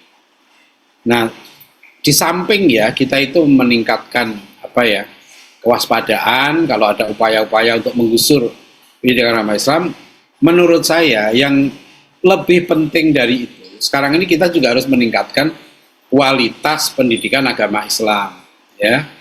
Sebab ya sejauh yang saya tahu dan saya alami gitu ya, problem pendidikan agama Islam ini lebih banyak pada kualitas gurunya, kualitas dosennya. Ya, kenapa seperti itu? Karena memang ya orang-orang terbaik anak-anak Muslim itu saya perhatikan jarang yang mau jadi guru agama. Nah, cobalah sekarang sekolah-sekolah Islam, pesantren-pesantren yang pinter-pinter muridnya gitu ya. Ada nggak yang mereka kuliahnya memang mau jadi guru agama gitu ya? Itu jarang, ya. Langka banget lah, ya. Orang yang mau berjihad menjadi guru agama, sengaja kuliah PAI gitu ya, jarang. Bahkan ada yang kuliah PAI sudah digratiskan pun masih susah cari mahasiswa. Ya, jadi ini juga ironi ya, kita selalu mempersoalkan ayo wajib nih pelajaran agama Islam, tapi ternyata memang nggak serius digarap. Nah, Dewan Dakwah kami dulu punya program dengan UPI Bandung 3 angkatan ya, kami dulu memberikan beasiswa kepada para mahasiswa S1 untuk mengambil S2, kita siapkan menjadi guru agama yang baik. Jadi sekarang agenda kita ini ya, siapkanlah guru-guru agama yang berkualitas tinggi. Ya gitu ya Bu Rahmi ya. Jadi insya Allah kita, kenapa tadi saya bilang kita lebih punya konsentrasi gitu ya, agar kita membangun ya peta jalan sendiri. Waktu kita bahas beberapa waktu yang lalu kan materi kita itu bagaimana kita membangun peta jalan pendidikan kita sendiri. Karena kita diberi keleluasaan sekarang ini. Indonesia ini kita syukuri ya, diberikan keleluasaan untuk kita membangun pendidikan kita sendiri. Insya Allah sekarang tinggal kita yakin atau tidak, jalan pendidikan Islam ini luar biasa, ya. Ada keleluasaannya. Nah, begitu saya kira ya. Jadi Bapak Ibu sekalian demikian ya. Ini sudah Dr. Dwi Budiman sudah hadir. Jadi saya mohon pamit ya untuk bergabung dengan teman-teman di Dewan Dakwah Sumatera Barat. Ya. Terima kasih. Assalamualaikum warahmatullahi wabarakatuh. Waalaikumsalam warahmatullahi wabarakatuh. Ustadz, sebenarnya ada satu lagi pertanyaan, tapi kalau ya. Ada satu lagi pertanyaan singkat. Ya. Singkat aja. Ada pertanyaannya dari Ibu Rahmi, Ustazah Zarmi. Afwan, rata-rata para ulama besar juga dari keturunan ulama. Apa ada ya Ustadz ulama besar yang datang dari keluarga yang biasa-biasa saja? Jazakallah khairan. Banyak sebetulnya, ya. Banyak sekali. Ya kalau kita lihat Pak Natsir itu dari keluarga yang biasa-biasa. Ya, Pak Natsir, ya kalau nggak salah Pak Rasidi juga ya, Pak Rasidi juga. Jadi banyak Bu, kita lihat di tokoh-tokoh kita pun yang jadi dari keluarga yang sederhana, bahkan nggak menutup kemungkinan kan di masa sahabat Nabi bapaknya musuh Islam, ya, tapi anaknya ya nanti menjadi pembela Islam, Masya Allah. Jadi itu banyak juga, dan jangan heran juga nanti kalau loh bapaknya kiai kok, bapaknya Nabi aja anaknya ada yang durhaka. Ya, jadi itu memang tentu kalau orang keluarganya baik ya itu punya potensi. Tapi kadang-kala juga belum tentu ya. Ya terus sekarang misalnya tadi saya bilang ada tokoh-tokoh tertentu yang sangat hebat ya, tapi kemudian kadang-kala malah ada yang diuji ya dengan anaknya. Karena anaknya misalnya justru menjadi liberal gitu ya. Jadi ada ayahnya seorang yang soleh, mujahid ya, tapi nanti anaknya justru berbeda dengan. Jadi memang hidayah ini. Yang penting tanggung jawab kita, ya kan? Kita sudah mendidik dengan benar. Soal nanti hasilnya bagaimana serahkan pada Allah. Wallahu alam bisawab. Terima kasih kepada semuanya, ya. Saya pamit ya. Assalamualaikum warahmatullahi wabarakatuh. Waalaikumsalam warahmatullahi wabarakatuh. Jazakallah khairan Ustadz atas waktunya. Ada satu pertanyaan nanti kami sampaikan langsung ke Ustadz Adian karena beliau sudah ditunggu oleh rekan-rekan Dewan Dakwah di Sumatera Barat. Nanti ada pertanyaan misalnya dari Pondok Pesantren Darul Ulum, nanti akan kami sampaikan langsung pertanyaan ini ke beliau untuk nanti dijawab ya di pada kesempatan berikutnya. Baik, para Ustadz dan Ustazah sekalian, mari kita lanjutkan dan seksi selanjutnya narasumber sudah hadir di bersama kita Ustadz Dr. Dwi Budiman yang beliau kita sudah tahu semuanya beliau adalah Ketua Sekolah Tinggi Ilmu Dakwah Muhammad Nasir di Tambun, Bekasi, dan sangat aktif pendidikan, dan topik ini kita tepat sekali untuk kemudian menggali lebih jauh tentang bagaimana ini tentang belajar sukses pendidikan dengan mensuritadalani ketiga tokoh tadi ya, Hamka dan Nasir dan Zakaria, Kaceng Zakaria. Apalagi STID ini menyandang nama Muhammad Nasir ya gitu ya. Barangkali nanti Ustadz Dwi bisa menyampaikan lebih jauh bagaimana pengalaman pendidikan di kampus dan juga aspek-aspek lainnya mungkin menarik untuk di-sharing kepada peserta. Tafadhol Ustaz, waktu kami persilakan. Baik, bismillahirrahmanirrahim. Alhamdulillahilladzi sala rasulahu bil huda wa dinil haq liyudhhirahu 'ala ad-dini kullihi wa kafa billahi syahida. Asyhadu an la ilaha illallah wahdahu la syarikalah wa asyhadu anna Muhammadan 'abduhu wa rasuluh alladzi la nabiyya wa la rasula ba'dah. Bapak Ibu yang dirahmati Allah Subhanahu wa taala, izinkan kami melanjutkan apa yang tadi sudah disampaikan oleh guru kita Ustadz Adian Husaini tentang belajar sukses pendidikan dari tiga tokoh, dari Hamka, dari Buya Hamka, dari Ustadz Aceng Zakaria, dan yang ketiga ini dari Bapak Muhammad Nasir. Baik Bapak Ibu sekalian, terkait dengan kenapa kemudian kita harus belajar sukses kepada beliau dan kepada para ulama lainnya, karena memang dalam agama kita mengenal ada satu sistem yang bernama keteladanan, atau dalam bahasa Al-Quran disebut sebagai uswatun hasanah. Ini merupakan prinsip dari ajaran Islam. Allah Subhanahu wa taala berfirman, "Laqad kana lakum fi Rasulillahi uswatun hasanatun liman kana yarjullaha wal yaumal akhir wa dzakarallaha katsira."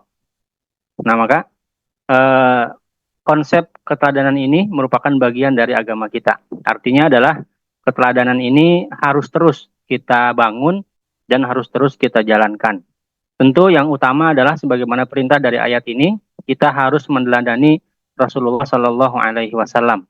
Tapi kemudian Rasul sendiri memberikan kepada kita satu perintah untuk juga meneladani para pelanjutnya, para sahabat, para tabiin, dan tabiut tabiin. Dan ini tentu berjalan terus-menerus kepada para ulama yang mengikuti mereka. Termasuklah kemudian para ulama dan para tokoh di zaman kita sekarang ini. Dan meneladani Buya Hamka, Pak Nasir, dan Ustadz Aceng Zakaria merupakan salah satu dari prinsip keteladanan dalam agama kita ini. Bapak Ibu yang dirahmati Allah Subhanahu wa taala, sesungguhnya banyak sekali manfaat dari kita meneladani atau mengkaji ya tokoh-tokoh seperti beliau-beliau ini, tapi setidaknya ada dua tujuan besar kenapa kemudian kita perlu sering-sering membaca, mengkaji, dan kemudian meneladani tokoh-tokoh kita ini. Yang pertama tentu adalah agar kita bisa meneladani kebaikan mereka, bagaimana kesungguh-sungguhannya, bagaimana keikhlasannya, dan lain sebagainya. Dan yang kedua adalah agar kita tidak lupa dengan sejarah, sehingga kemudian senantiasa menjaga kita dari sifat sombong. Artinya adalah bahwa capaian yang kita capai hari ini dengan perjuangan kita, sesungguhnya bukanlah capaian yang muncul dari nol. Artinya usaha kita itu tidak muncul dari nol, tapi kita hanya melanjutkan perjuangan tokoh-tokoh kita sebelumnya. Sehingga kemudian sebesar apapun pencapaian kita sadar sepenuhnya bahwa pencapaian itu juga dipengaruhi oleh pencapaian tokoh-tokoh kita sebelumnya.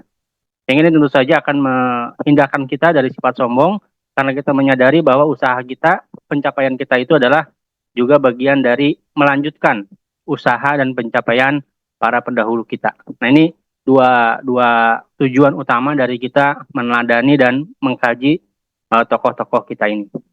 Baik, sekarang kita masuk ke dalam kajian mengenai tokoh kita, yakni Bapak Muhammad Natsir. Memang beliau ini seseorang yang sangat luar biasa ya, dipandang sebagai teladan oleh banyak pihak. Di antaranya adalah oleh Dr. Inamullah Khan, beliau Sekjen Muktamar Alam Islami di masa Pak Nasir dulu. Dr. Inamullah mengatakan bahwa memang Pak Nasir ini merupakan seseorang yang the most shining star gitu. Jadi cahaya yang bersinar sangat terang, dan kemudian beliau juga mengatakan bahwa Pak Nasir adalah bukan hanya milik Indonesia. Not only of Indonesian but of the world of Islam. Jadi Pak Nasir ini bukan hanya milik Indonesia, tapi juga beliau adalah milik dunia Islam. Jadi Inamullah Khan ini mengatakan bahwa Pak Nasir itu adalah the great Muslim leader. Beliau adalah seorang pemimpin besar umat Islam. Ini tentu saja adalah satu pengakuan dari seorang tokoh dunia atas keteladanan atau ketokohan Muhammad Nasir. Demikian juga Menteri Agama di masa Pak Nasir dulu, yakni Alamsyah Ratu Prawira Negara pernah mengatakan bahwa memang benar apa yang menjadi perhatian kita dalam memperingati umur seseorang, apalagi pemimpin, yang berarti kita memperingati perjuangannya. Dan dalam hal ini saya mengambil dua kesimpulan, bahwa Pak Nasir adalah orang besar dan memang beliau adalah seorang pemimpin. Jadi Menteri Agama saat itu, ya ini Menteri Agama yang cukup terkenal di masa Orde Baru, itu mengakui bahwa Pak Nasir adalah seorang pemimpin dan orang yang memang tokoh besar yang diakui. Demikian juga para sahabatnya, diantaranya Bapak Muhammad Rum. Beliau pernah mengatakan bahwa kita patut bersyukur kepada Allah yang mengkaruniakan kepada kita seorang pemimpin yang sederhana, yang baik, yang taat kepada agama, selamanya dekat dengan rakyatnya, yakni Muhammad Nasir. Buya Hamka juga demikian, beliau mengatakan pengalaman yang luar biasa ketika berkunjung ke negara-negara Timur Tengah. Beliau mengatakan, saya sendiri mengalami dalam perjalanan saya di Aljazair, Maroko, Mesir, Arab Saudi, yang ditanyakan orang di sana ialah Nasir. Jadi ketika Buya Hamka menghadiri berbagai acara di berbagai negara Islam, itu selalu tokoh-tokoh di sana bertanya, yang pertama kali adalah bertanya tentang kabar Pak Nasir. Karena memang saat itu Pak Nasir dicekal oleh pemerintah sehingga tidak bisa pergi ke luar negeri. Nah, tokoh-tokoh di sana ingin mengetahui bagaimana kabar Pak Nasir, tentu karena waktu itu belum ada teknologi informasi sebagaimana hari ini. Dia telah termasuk dalam golongan orang-orang Islam ternama di seluruh dunia Islam. Dia telah menjadi kebanggaan alam Islami. Nah, ini juga merupakan pengakuan dari Buya Hamka bagaimana besarnya kepemimpinan dan ketokohan Bapak Muhammad Nasir. Nah, tapi kemudian tentu kita ingin bagaimana agar ketokohan Pak Nasir itu tidak hanya menjadi sejarah, tidak hanya menjadi catatan emas dalam perjalanan bangsa kita, umat kita, tapi juga bagaimana ke depan ini kita ingin bisa melahirkan Nasir-Nasir muda, Nasir-Nasir yang berikutnya gitu. Artinya kita ingin juga ke depan kita memiliki tokoh seperti beliau. Maka oleh karena itu dalam kajian singkat ini saya ingin memberikan ulasan-ulasan singkat tentang bagaimana beliau ini belajar. Pertama tentang sejarah pendidikan Pak Nasir. Pak Nasir di masa lahir di Alahan Panjang di Solok, Sumatera Barat pada 17 Juli 1908 dari pasangan Idris Sultan Saripado dan Khadijah. Ini mungkin tadi menjawab juga pertanyaan dari salah seorang jamaah bahwa Pak Nasir merupakan seorang ulama yang lahir bukan dari keluarga ulama, bukan dari keluarga tokoh, tapi dari keluarga biasa, keluarga bahkan bisa dikatakan keluarga yang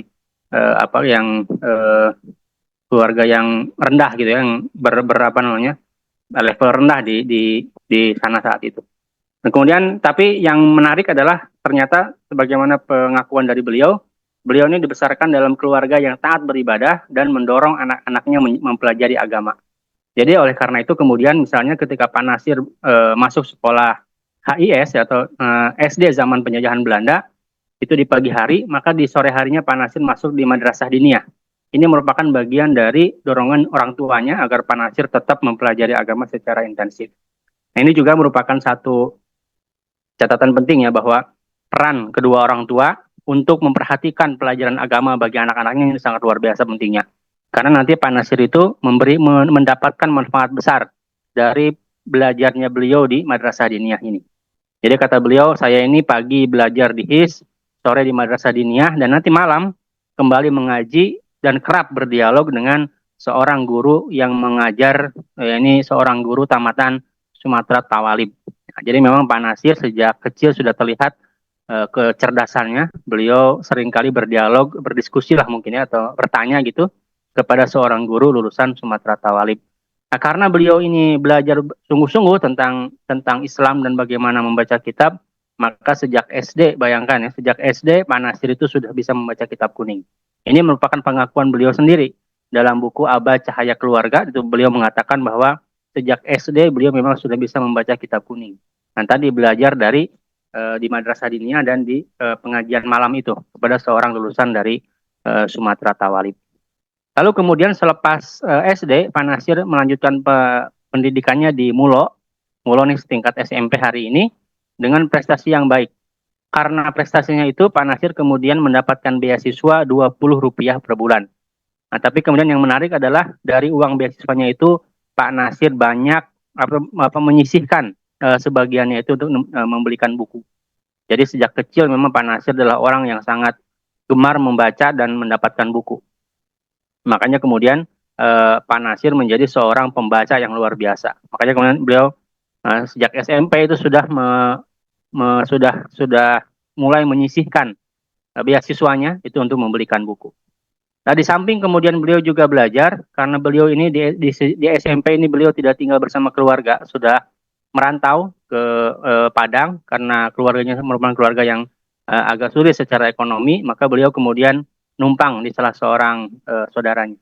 Karena numpang, maka kemudian Pak Nasir sambil sekolah, sambil mencari kayu bakar, sambil memasak, sambil mencuci. Nah, jadi itu kewajiban-kewajiban yang harus ditunaikan Pak Nasir karena beliau tidak hidup bersama keluarga, melainkan menumpang di rumah saudara. Nah, di SMP ini juga beliau kemudian aktif di JIB. Ini merupakan juga catatan khusus kita bahwa sejak SMP Pak Nasir sudah aktif berorganisasi. Dan ini nanti yang juga akan menjadi satu faktor yang mempengaruhi ketokohan beliau. Lalu kemudian selepas SMP, selepas Mulo, Pak Nasir melanjutkan di AMS, tapi karena di sana belum ada AMS di Sumatera Barat itu, maka beliau kemudian berangkat ke Bandung dan beliau melanjutkan sekolahnya di tingkat SMA di AMS itu di Bandung. Dan karena juga beliau mendapatkan prestasi yang baik, maka selama belajar di AMS, Pak Nasir diberikan beasiswa sebesar Rp30 per bulan. Dan dari Rp30 itu, beliau sisihkan Rp3 per bulan untuk membayar keanggotaan, iuran anggota perpustakaan di Bandung sana. Dan kata beliau, sejak di Bandung itulah, membaca jadi tabiat saya waktu di Bandung. Itu kata Pak Nasir. Jadi di AMS ini Pak Nasir membaca luar biasa. Sampai-sampai kemudian Pak Nasir itu karena saking seringnya membaca, bahkan ketika gelap sekalipun, karena mungkin waktu itu penerangan belum seperti sekarang, itu sampai kemudian mata beliau itu terganggu. Sehingga kita lihat sejak muda, Pak Nasir itu sudah menggunakan kacamata. Karena memang beliau sangat intens sekali membaca, tanpa kenal waktu, tanpa kenal kondisi pencahayaan gitu. Sehingga merusak mata beliau, dan beliau akhirnya harus menggunakan kacamata. Nah, beliau juga ketika di Bandung ini berkenalan dengan seorang ustadz bernama Ahmad Hasan, ya, Ustadz Hasan Bandung, salah seorang tokoh Persis, dan beliau seringkali bertamu ke rumah Hasan, dan nanti kita akan menyaksikan atau membaca bagaimana beliau begitu berterkesan dengan Ustadz Hasan ini. Di samping itu juga beliau juga aktif di JIB, ya, di Jong Islamic Bond di cabang Bandung. Jadi memang Pak Nasir ini selain tadi, mungkin ini betul kata Pak Adian tadi, kita harus mengurangi aktivisme, menambah intelektualisme. Dan Pak Nasir kelihatannya sejak muda itu sudah menjalankan kedua-duanya. Beliau juga sangat aktif dalam intelektualisme, ya, membaca buku luar biasa sampai menjadi anggota perpustakaan sampai sakit mata. Tapi di sisi yang lain beliau juga sangat intens untuk menjalankan aktivisme, jadi dengan aktif di JIB cabang Bandung dan sebelumnya aktif di JIB cabang Padang. Nah, ini menandakan beliau memang adalah tokoh yang memiliki keseimbangan dalam dua hal tersebut, dalam intelektualisme maupun dalam dalam aktivisme gitu. Nah, yang menarik adalah dari sini, selepas AMS, selepas SMA ini, Pak Nasir sebetulnya mendapatkan beasiswa untuk kuliah di Fakultas Ekonomi, Fakultas Hukum di Jakarta, atau Fakultas Ekonomi di Belanda. Atau ada juga sumber yang mengatakan dua-duanya bisa di mana saja. Artinya di Jakarta bisa mengambil hukum atau ekonomi, di Belanda juga bisa mengambil hukum atau ekonomi. Ini tentu beasiswa ini diberikan karena prestasi beliau dalam bidang akademik. Namun yang menarik adalah Pak Nasir ternyata menolak tawaran beasiswa tersebut dan memutuskan tetap tinggal di Bandung untuk kemudian berjuang di masyarakat. Dalam buku Aba Cahaya Keluarga, Pak Nasir mengatakan begini kepada anak-anaknya. Kata Pak Nasir, Aba merasa ada satu lapangan yang paling penting daripada itu semua. Maksudnya daripada melanjutkan sekolah ke tingkat perguruan tinggi. Aba ingin mencoba menempuh jalan lain. Aba ingin berkhidmat kepada Islam secara langsung. Ini luar biasa saya kira ini. Tamatan SMA sudah punya pikiran yang sangat kokoh tentang perjuangan Islam gitu, tentang berkhidmat di jalan dakwah. Ini saya kira bukan pemikiran yang datang begitu saja dan sementara ini saya bisa menyimpulkan bahwa beliau ini mampu menyimpulkan prinsip, mampu mendapatkan prinsip seperti ini itu daripada diskusi-diskusi beliau dengan Ustadz Ahmad Hasan. Nah, jadi karena beliau banyak berdiskusi dengan Hasan, maka beliau punya prinsip tersebut. Walaupun pada prakteknya, pada faktanya ya, Pak Ustadz Hasan sendiri kaget ketika Pak Nasir mengabarkan bahwa beliau menolak beasiswa dan memutuskan untuk tetap tinggal di Bandung. Hasan sendiri kaget. Nah, maka kemudian setelah beliau memutuskan hal tersebut, yang beliau lakukan adalah mengajar pelajaran agama di Mulo dan di kursus pegawai kereta api. Di samping beliau lebih intens lagi untuk bertemu dan berkhidmat dengan Ustadz Ahmad Hasan. Baik, Bapak Ibu para jamaah yang dirahmati Allah Subhanahu wa taala, salah satu aktivitas yang beliau lakukan setelah tidak mengambil beasiswa itu adalah mendirikan sebuah lembaga bernama Pendidikan Islam atau Pendis.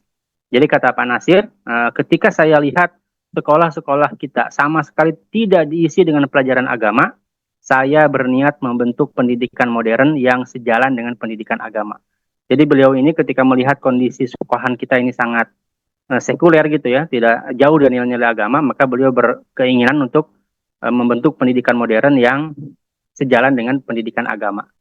Integrasi pendidikan modern dengan pendidikan agama. Jadi beliau berusaha untuk mengintegrasikan. Dan Pak Nasir adalah salah satu tokoh yang memiliki pemikiran tentang sistem integrasi di semua bidang. Jadi dalam pendidikan beliau juga punya pemikiran integrasi pendidikan. Di dalam politik juga beliau sama, memiliki program atau konsep integrasi politik. Makanya kemudian muncullah apa yang disebut dengan NKRI itu, Negara Kesatuan Republik Indonesia. Itu di latar belakangnya oleh pemikiran integralnya itu. Lalu kemudian yang ketiga, Pak Nasir juga di Pendis ini mengajak para siswa untuk memahami kondisi masyarakat. Nah, jadi beliau tidak hanya memberikan pelajaran, memahamkan tentang berbagai ilmu, tapi juga Pak Nasir berusaha mengajak murid-muridnya itu untuk membiasakan diri memahami kondisi masyarakat. Sebagaimana yang sudah beliau lakukan selama ini. Nanti kita akan lihat di slide selanjutnya. Dan dari Pendis ini kemudian muncul beberapa tokoh ya, alumni yang luar biasa. Di antaranya yang paling menonjol adalah Kiai Haji Rusyad Nurdin, yang kelak menjadi tokoh masyumi, tokoh Dewan Dakwah di Jawa Barat, dan bahkan di akhir hidupnya beliau pernah diangkat menjadi salah satu ketua Dewan Dakwah di antara 4 ketua yang menggantikan Bapak Muhammad Nasir.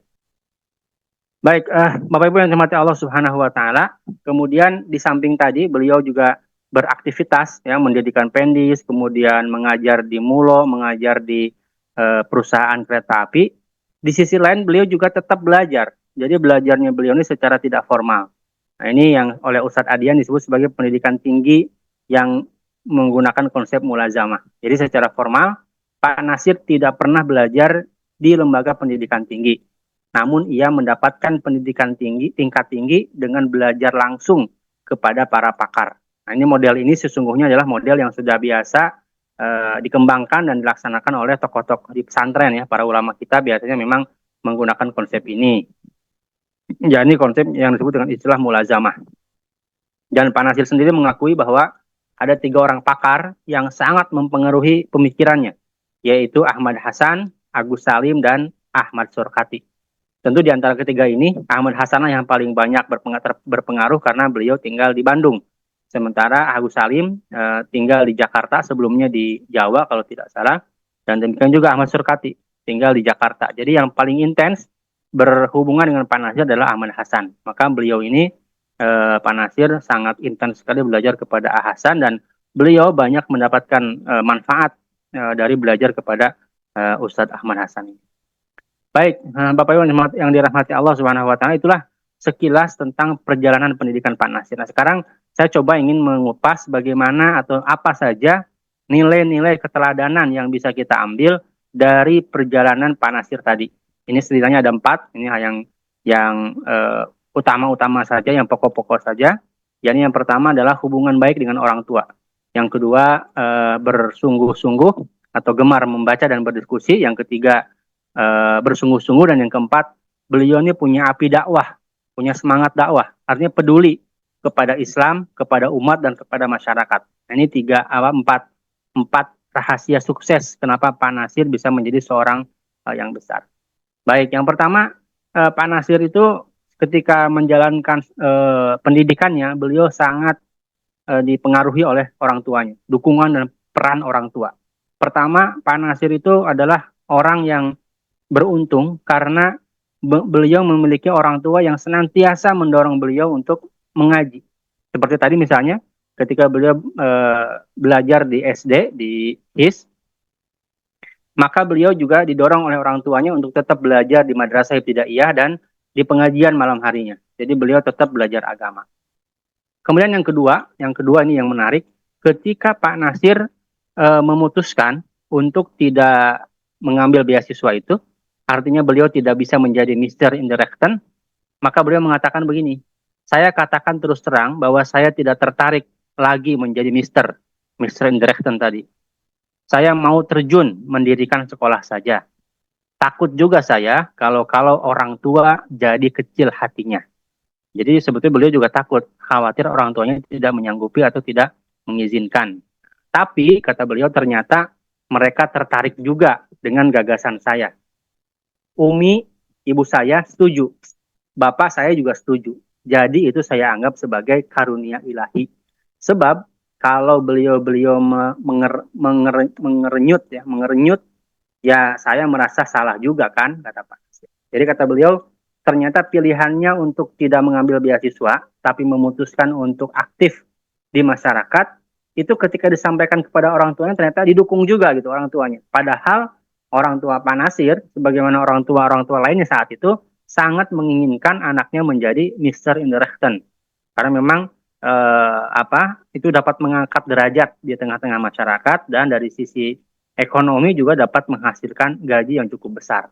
Tapi kemudian ternyata kedua orang tua beliau memberikan persetujuan. Ini kata Pak Nasir merupakan salah satu karunia ilahi. Jadi ini juga menjadi pelajaran bagi kita, saya kira sebagai orang tua, sebagai pendidik, bagaimana kita harus senantiasa mendukung perjalanan pendidikan anak-anak kita, walaupun mungkin ada di satu titik pilihan anak kita itu tidak sesuai dengan keinginan kita. Tapi ketika kemudian pilihan itu tidak bertentangan dengan agama kita, ya sebaiknya kita dukung saja gitu. Sebagaimana orang tua Pak Nasir ya, walaupun mereka ingin Pak Nasir itu menjadi Mr. Indirecten, belajar di lembaga pendidikan tinggi, jadi orang hebat gitu. Tapi kemudian ketika Pak Nasir memilih untuk aktif di masyarakat, menolak beasiswa, pada akhirnya kemudian kedua orang tuanya itu menyetujui. Dan itu merupakan salah satu kunci kenapa kemudian Pak Nasir bisa sukses. Karena beliau merasa bahwa pilihannya itu didukung oleh kedua orang tuanya. Nah, ini catatan yang pertama. Jadi peran dan dukungan orang tua. Yang kedua, rahasia sukses Pak Nasir dalam berpendidikannya, dalam menjalankan pendidikannya adalah gemar membaca dan berdiskusi.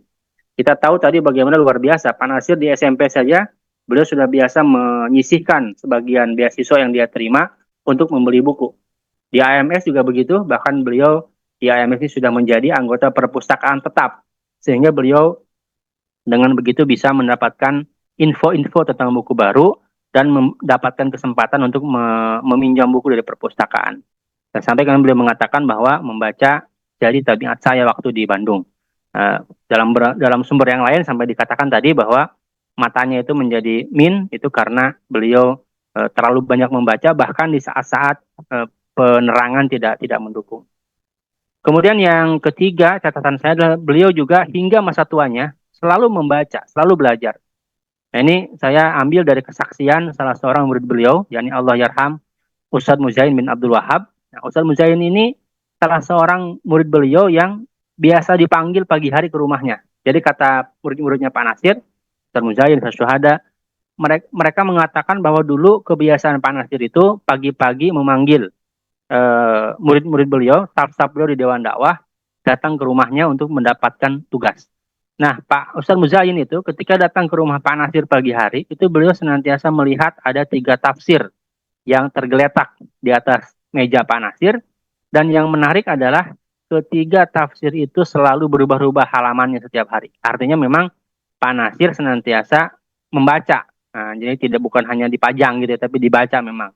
Buktinya adalah halamannya berubah-ubah. Tetapi kata Ustadz Muzain, yang lebih menarik lagi adalah ketiga tafsir itu senantiasa terbuka pada ayat yang sama. Nah, jadi ketiga tafsir itu adalah tafsir Ibnu Katsir, tafsir fi Dilalil Quran karya Said Qutb, dan tafsir Al-Furqan karya gurunya beliau, yakni Ustadz Ahmad Hasan.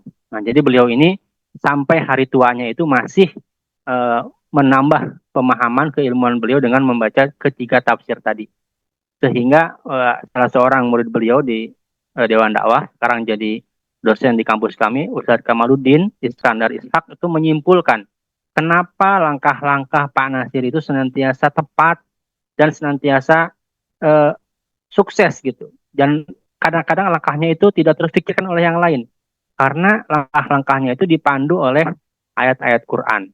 Jadi karena beliau setiap hari mengkaji ayat-ayat Quran, maka keputusan-keputusan beliau juga biasa itu banyak dipengaruhi oleh ayat-ayat Quran tersebut yang beliau kaji gitu ya. Nah, jadi kajian beliau itu mempengaruhi terhadap keputusan-keputusan atau langkah-langkah beliau. Nah, jadi ini juga satu catatan penting nih untuk kita semua, bahwa salah satu konsep pendidikan yang baik adalah menanamkan kegemaran membaca kepada anak didik kita. Membaca dan berdiskusi. Dan yang terakhir, menginjak kelas 2 HIS tingkat SD itu, pindah ke Solok dan tinggal di rumah seorang saudagar, yakni Haji Musa, di malam hari mengaji dan berguru kepada seorang tamatan dari Sumatera Tawarib. Namanya tidak disebutkan siapa. Dan ini menjadi gambaran bahwa Pak Nasir sejak kecil itu sudah sangat suka untuk berdialog atau berdiskusi. Nah, jadi gemar membaca dan berdiskusi adalah bagian dari kunci sukses beliau dalam belajar. Dan ini saya lihat, saya kira merupakan juga satu catatan ya penting, karena nanti ketika beliau sudah menjadi pemimpin, itu beliau adalah orang yang sangat mendahulukan musyawarah. Saya mendengar dari beberapa sumber ya, murid-murid beliau, bagaimana beliau itu senantiasa mengajak musyawarah. Misalnya contoh di Dewan Dakwah sendiri, saya dapat cerita dari beberapa tokoh yang langsung berinteraksi dengan Pak Nasir. Itu tokoh-tokoh di Dewan Dakwah itu semacam tokoh-tokoh besar ya, semacam Pak Rum, Pak Rasidi, Pak Yunan Nasution, Pak Kasman Singo Dimejo. Walaupun itu, kalaupun Pak Nasir itu langsung memutuskan sesuatu, pasti semua itu akan istilahnya akan tunduk gitu, akan sepakat. Tidak ada yang berani membantah. Tapi Pak Nasir tidak langsung memutuskan sesuatu itu. Pak Nasir senantiasa mengajak semua pihak untuk berdiskusi. Bahkan Ustadz Abdul Wahid Alwi, seorang murid beliau yang ditugaskan untuk merintis kegiatan Dewan Dakwah di Timur Tengah, pernah bercerita bahwa ketika Pak Nasir dan Dewan Dakwah menghadapi kasus atau menghadapi tantangan asas tunggal dari pemerintah Orde Baru, Pak Nasir itu bertanya, bermusyawarah dengan seluruh pimpinan Dewan Dakwah, seluruh perwakilan Dewan Dakwah daerah, dan bahkan dengan Ustadz Wahid yang saat itu berada di Saudi Arabia. Jadi Ustadz Wahid itu sebagai perwakilan Dewan Dakwah di Saudi Arabia yang usianya masih sangat muda dibandingkan Pak Nasir, tapi tetap beliau ajak untuk bermusyawarah. Nah, ini saya kira juga satu catatan penting, bahwa salah satu kunci kenapa beliau diakui sebagai pemimpin besar, karena sekalipun beliau adalah tokoh besar, beliau tidak pernah melupakan musyawarah. Ketika memutuskan sesuatu, beliau senantiasa mendahulukan musyawarah. Dan ini saya kira karena hasil dari kebiasaan beliau untuk terbiasa berdiskusi sejak kecil.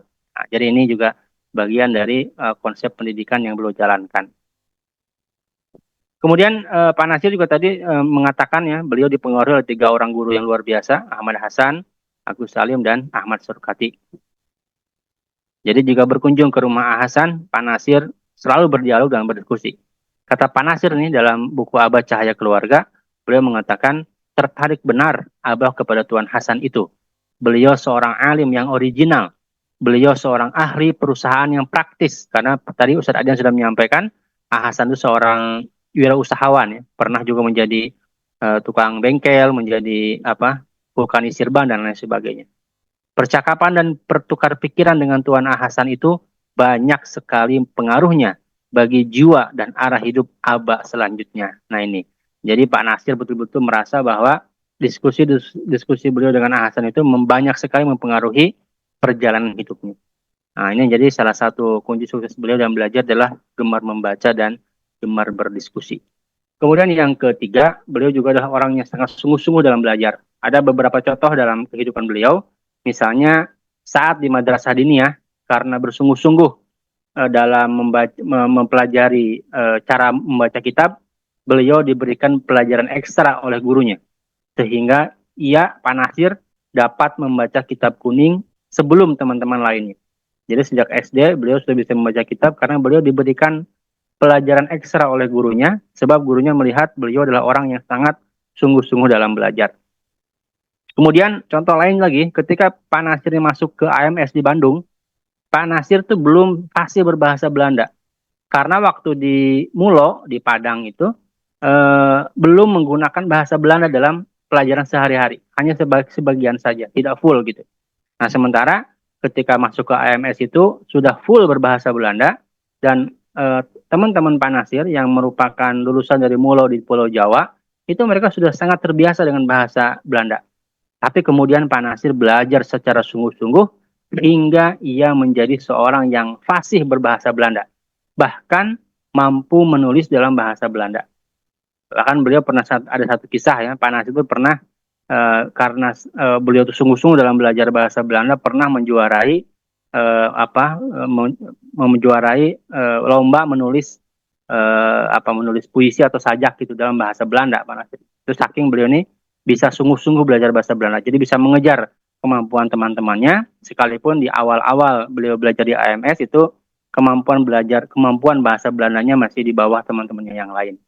Dan yang menarik adalah para bapak dan ibu yang dirahmati Allah Subhanahu wa taala, ini juga kesaksian dari murid-murid beliau bahwa di rumah Pak Nasir itu ada satu kaligrafi yang dipasang di ruang kerja beliau, dan di kaligrafi itu tertulis sebuah ayat dalam surah Al-Ankabut ayat ke-69. Allah berfirman, "Walladzina jahadu fina lanahdiyannahum subulana wa innallaha lama'al muhsinin." Dan orang-orang yang bersungguh-sungguh di jalan kami, maka sungguh akan kami tunjukkan mereka jalan-jalan kami. Dan sesungguhnya Allah benar-benar beserta orang-orang yang berbuat baik. Rupanya ayat inilah yang menjadi pegangan Pak Nasir. Karena itu kemudian beliau senantiasa bersungguh-sungguh dalam segala hal, dan beliau senantiasa diberikan jalan oleh Allah Subhanahu wa taala. Nah, jadi kata murid beliau itu, setiap kali ada orang datang mengeluhkan masalahnya, itu Pak Nasir sering kali memberikan jalan keluar dengan ayat ini. Walladzina jahadu fina lanahdiyannahum subulana. Jadi orang-orang yang bersungguh-sungguh berjuang berjihad di jalan Allah, maka Allah akan memberikan kepadanya berbagai macam jalan keluar. Jadi ini merupakan satu prinsip yang luar biasa dari beliau, bahwa beliau senantiasa bersungguh-sungguh di dalam belajar. Dan yang terakhir adalah salah satu kunci sukses kenapa beliau jadi diberkahi dalam belajarnya itu adalah karena Pak Nasir memiliki semangat dakwah yang luar biasa. Api dakwah saya sebut begitu ya. Jadi peduli kepada Islam, peduli kepada umatnya. Ini ada beberapa contoh di sini. Misalnya beliau pernah mengatakan begini, "Saya merasa perlu memberikan pengertian yang benar tentang Islam kepada teman-teman saya yang sekuler. Karena itu, saya perlu banyak belajar agama untuk selanjutnya saya berikan dalam kursus-kursus di JIP." Jadi ternyata Bapak Ibu sekalian, di Jong Islamatan Bon itu, ikatan Ikatan Muda Muslim ya, itu ternyata banyak orang-orang sekuler. Karena memang saat itu banyak dari mereka merupakan lulusan-lulusan dari Belanda. Dan Pak Nasir itu punya kepedulian bahwa ternyata banyak teman-temannya yang sekuler.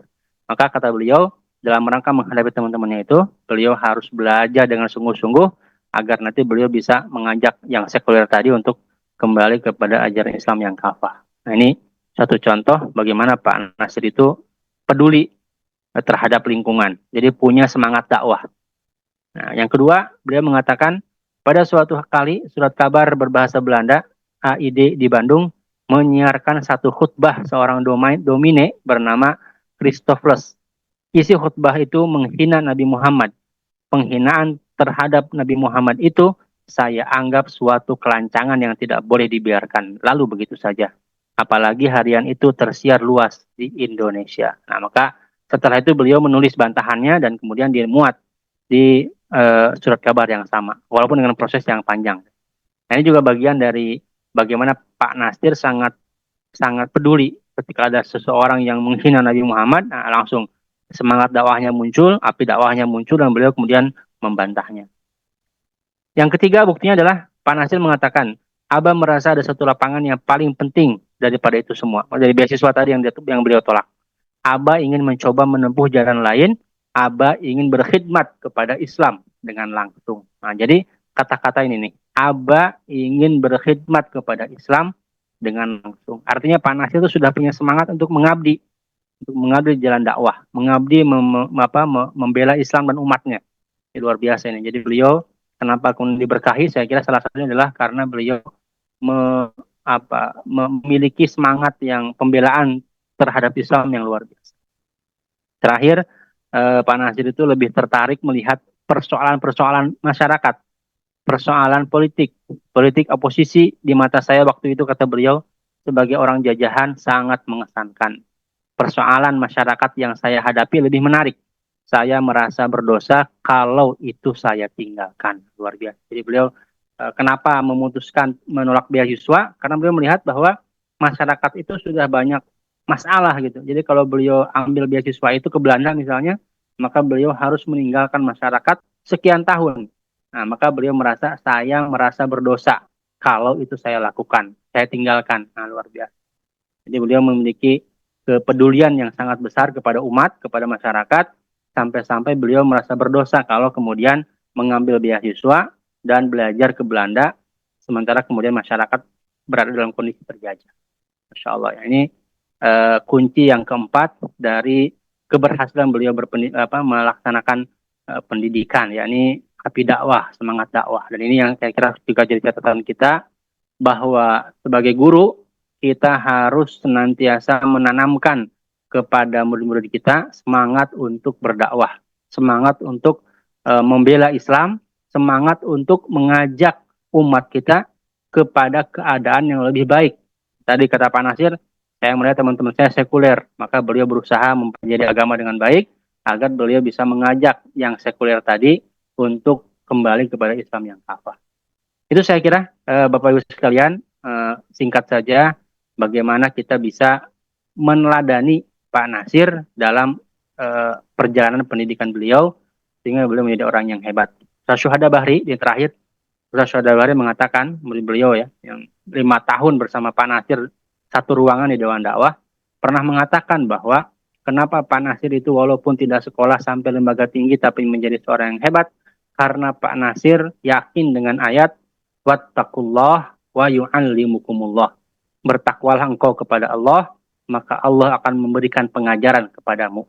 Maka kata Ustaz Syuhada, Pak Nasir itu siapapun yang datang, apakah ahli ekonomi, ahli pendidikan, ahli hukum, ahli politik, semuanya bisa beliau hadapi dan beliau bisa berdiskusi secara mendalam dengan mereka-mereka semua. Jadi beliau tidak sekolah sampai tingkat tinggi, tapi beliau menguasai ilmu yang sangat banyak. Nah, maka kuncinya adalah wattaqullah wa yu'allimukumullah. Demikian saya kira sementara yang bisa disampaikan. Aku qouli hadza, saya kembalikan kepada Pak Husain sebagai moderator. Terima kasih. Baik, sekian jazakallah khairan kasiran Ustadz Dr. Dwi Budiman. Tadi pemaparan mengenai khususnya Pak Nasir ini ya, lebih detail lagi dan banyak hal yang menarik bagaimana beliau menjalani kehidupan beliau dari mulai muda sampai kemudian memutuskan untuk terjun langsung bersama umat gitu ya. Dan di mata orang awam barangkali kenapa menyia-nyiakan ya kesempatan untuk sekolah beasiswa ke Belanda gitu ya, atau ke UI gitu ya. Tapi ternyata Masya Allah banyak hal yang tersimpan yang kemudian terbukti beliau mengambil jalur yang tepat gitu ya. Baik, barakallah Ustadz Dwi. Dan kita masih punya waktu sekitar 10 menit lagi kepada kawan-kawan yang mungkin ingin bertanya. Tafadhol Ustadz, silakan untuk pertanyaannya.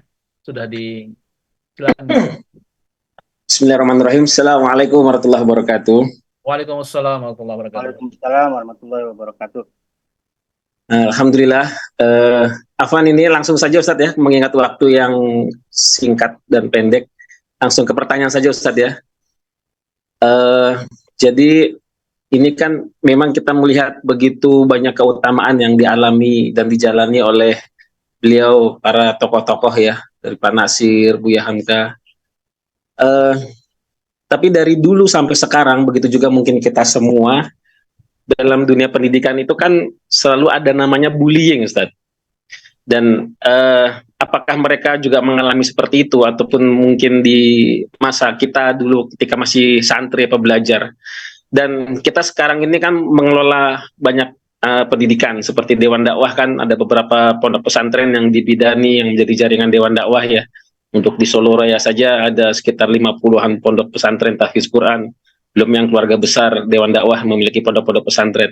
Fenomena bully itu selalu bisa terjadi dimanapun.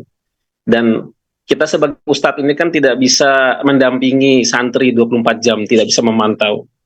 Mungkin di forum ini bisa ada masukan berkaitan dengan kita solusi atau mungkin jalan keluar dalam kaitannya fenomena bullying yang masih bisa terjadi dimanapun di tempat pendidikan yang kita kelola gitu. Itu saja Ustaz. Jazakumullah khairan katsiran. Oke, baik. Terima kasih Ustaz Salahuddin atas pertanyaannya. Ya, memang betul ya, fenomena bullying adalah fenomena yang saya kira hampir merata, banyak sekali terjadi di negara kita, di lembaga pendidikan kita. Bahkan kalau kita lihat tadi perjalanan pendidikan Pak Nasir, beliau pernah juga mengalami bullying itu. Ya, ini ketika beliau pertama kali masuk di AMS di Bandung, itu beliau pernah disepelekan lah gitu ya, atau bukan dikucilkan, tapi disepelekan oleh teman-temannya karena Pak Nasir belum memiliki kemampuan berbahasa Belanda yang fasih. Nah, beliau sempat itu mengatakan di Abah Cahaya Keluarga itu, beliau mengakui bahwa Abah di bahasa beliau ada bahasa yang unik lah, bahasa orang dulu ya. Tapi maksudnya adalah beliau disepelekan gitu oleh teman-temannya karena tidak bisa berbahasa Belanda secara fasih. Nah, cuma memang saat itu Pak Nasir menghadapi bullying itu dengan positif. Jadi beliau mengatakan karena itulah Abah kemudian memiliki semangat untuk meningkatkan kemampuan bahasa Belanda Abah. Jadi beliau ini menghadapi bullying bukan dengan pesimisme, bukan dengan gitu, tapi justru beliau menjadikan itu sebagai vitamin untuk berusaha sekuat tenaga agar tidak lagi menjadi bahan objek bully gitu. Nah, ini saya kira contoh yang sangat luar biasa. Mungkin konsepnya bisa kita ambil bahwa hari ini kita bisa memberikan pemahaman kepada anak didik kita bahwa untuk pertama bully itu sesuatu yang terlarang gitu dalam Islam. Tapi yang kedua, kalaupun kemudian pada akhirnya murid kita itu ada yang mendapatkan bullying dari teman-temannya, bisa menggunakan konsep Pak Nasir ini bahwa bullying itu harus dijadikan sebagai sebuah pecut ya, sebuah penyemangat gitu agar anak-anak kita lebih semangat belajar, buktikan bahwa dia bisa untuk sukses gitu, walaupun kemudian dalam kenyataannya sering dibully oleh teman-temannya. Tapi tentu yang paling utama adalah bagaimana kita sebagai pendidik memberikan pemahaman kepada anak didik kita bahwa bully merupakan sesuatu yang terlarang dalam agama kita. Dan ini saya kira bagian dari implementasi penanaman adab dan akhlak. Dan kalau kemudian anak didik kita punya adab, punya akhlak, maka insya Allah tidak akan melakukan hal-hal yang sebagaimana yang kita sampaikan tadi. Nah, sementara mungkin itu Ustaz Salahuddin. Jazakumullah khairan katsiran. Baik, syukran Ustaz Salahuddin atas pertanyaannya dan sudah dijawab oleh Ustaz Dwi. Ini ada pertanyaan lewat chat Ustaz dari Ustaz Munawar SPDI. Bismillah. adakah buku yang mengangkat pemikiran Kiai Haji Muhammad Natsir padahal pada soal ya integrasi ilmu diniyah dan umum? Syukran. Oh ya, bukunya Ustadz Adian, Pak. Boleh nanti bisa nanti mungkin menghubungi apa ya penerbitnya Pak Adian itu. Nah, beliau punya buku konsep pendidikan Nasir dan Hamka. Nah, bisa itu dibaca di dalamnya. Nah, itu karya dari Pak Adian dan siapa ya? Saya lupa satu lagi penulisan, dua orang itu. Ustadz Adian dan Ustadz Ardi atau siapa gitu. Nah, itu ada bukunya Pak, bisa dibaca di situ. Atau juga bisa membaca buku biografi Muhammad Nasir, itu juga di dalamnya ada karya Pak Lukman Hakim dan kawan-kawan ya. Itu dalamnya juga ada pembahasan tentang itu integrasi ilmu yang dijelas oleh Pak Nasir. Dan saya kira di berbagai buku, termasuk dalam Kapital Selekta juga itu ada beberapa pembahasan, beberapa subbab tentang konsep pendidikannya Pak Nasir. Insya Allah sudah cukup lengkap saya kira kalau kajian tentang pemikiran Pak Nasir itu, tinggal kita kumpulkan saja dari beberapa sumber yang terserak. Tapi yang fokus membahas tentang konsep pendidikannya tadi buku yang ditulis oleh Ustadz Adian. Nah, nanti bisa mungkin diberikan informasi oleh Mbak Husen ya nomor penerbitnya itu, nomor penerbit di tempatnya Pak Adian. Baik. Nanti mungkin judul dan mungkin judulnya kalau misalnya Ustadz Dwi ada, nanti kita taruh atau kita informasikan ke grup ya, di grupnya pengajian. Oh ya, baik. Ya, nanti saya kontak Ustadz Dwi deh. Baik, syukran Ustadz Dwi. Ini ada pertanyaan lagi dari Ustadz Adam dari Darul Fikri. Izin bertanya Ustadz, ketiga tokoh yang dibahas pada malam ini merupakan begawan dan legend pada zamannya yang menjadi rujukan hampir seluruh umat Islam saat itu. Lantas bagaimana dengan zaman saat ini? Siapakah menurut antum yang bisa kita jadikan teladan seperti beliau bertiga dalam berbagai dimensi kehidupan, terutama dalam bidang pendidikan, dakwah, dan politik, sekaligus yang berpengaruh bagi kehidupan umat Islam di Indonesia? Syukran. Masya Allah, berat pertanyaannya. Ya. Ya memang tentu ini diakui oleh berbagai pihak ya bahwa sampai hari ini kita belum mendapatkan pengganti yang selevel lah dengan Pak Nasir, Buya Hamka, dan Ustadz Aceng Zakaria. Bahkan ketika Pak Nasir wafat, ketika itu kan Dewan Dakwah mencoba untuk memusyawarahkan siapa ini pengganti Pak Nasir sebagai Ketua Dewan Dakwah. Maka ditunjuklah Pak Profesor Dr. H.M. Rashidi. Coba kita bayangkan ini, yang diganti Muhammad Nasir, tidak punya gelar. Yang menggantikan Profesor Dr. H.M. Rashidi, lulusan Sorbonne University Prancis. Tapi Pak Rashidi sendiri menolak amanah itu dan mengatakan bahwa Nasir tidak bisa digantikan oleh seorang Rashidi.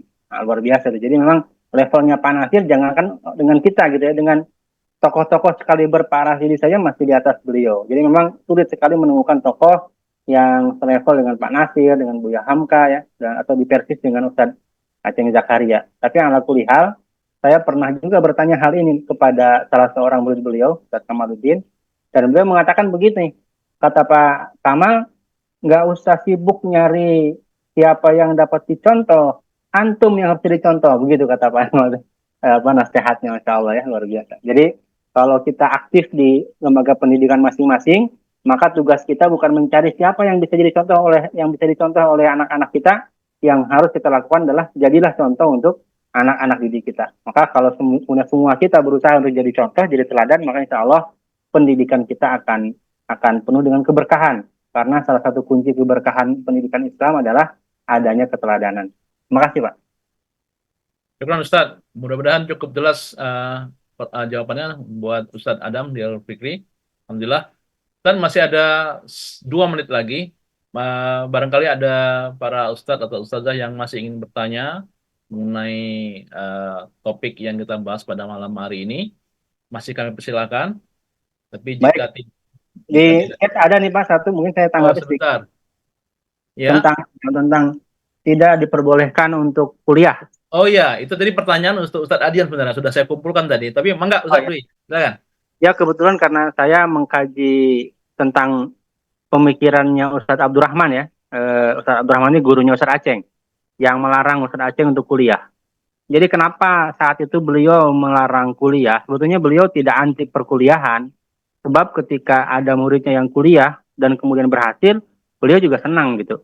Hanya saja memang saat itu di masa Ustadz Abdurrahman itu ada satu fenomena di mana orang-orang yang kuliah yang sudah menjadi mahasiswa dan kemudian lulus ya, itu mereka seolah-olah itu banyak yang menolak untuk kembali menjadi pengajar di pendidikan-pendidikan tingkat rendah ya, tingkat awal.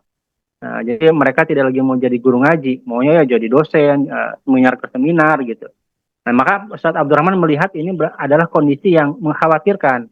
Karena kalau semua lulusan pesantren kemudian kuliah, setelah kuliah tidak mau kembali ke pesantren, tidak mau mengajar, nah bahaya nanti. Tidak akan ada lagi orang-orang yang siap mengajar di pesantren. Nah, maka kemudian karena fenomenanya seperti itu, Ustadz Abdurrahman lalu memberikan sebuah keputusan bahwa murid beliau itu tidak boleh kuliah. Tapi tentu tadi ini larangan, bukan larangan yang bersifat mutlak ya, karena di antara murid beliau juga kemudian ada yang belajar dan jadi profesor. Di antaranya adalah Profesor Dr. Maman Abdurrahman, Ketua Persatuan Islam sebelum Ustadz Aceng Zakaria. Ini juga muridnya Ustadz Abdurrahman.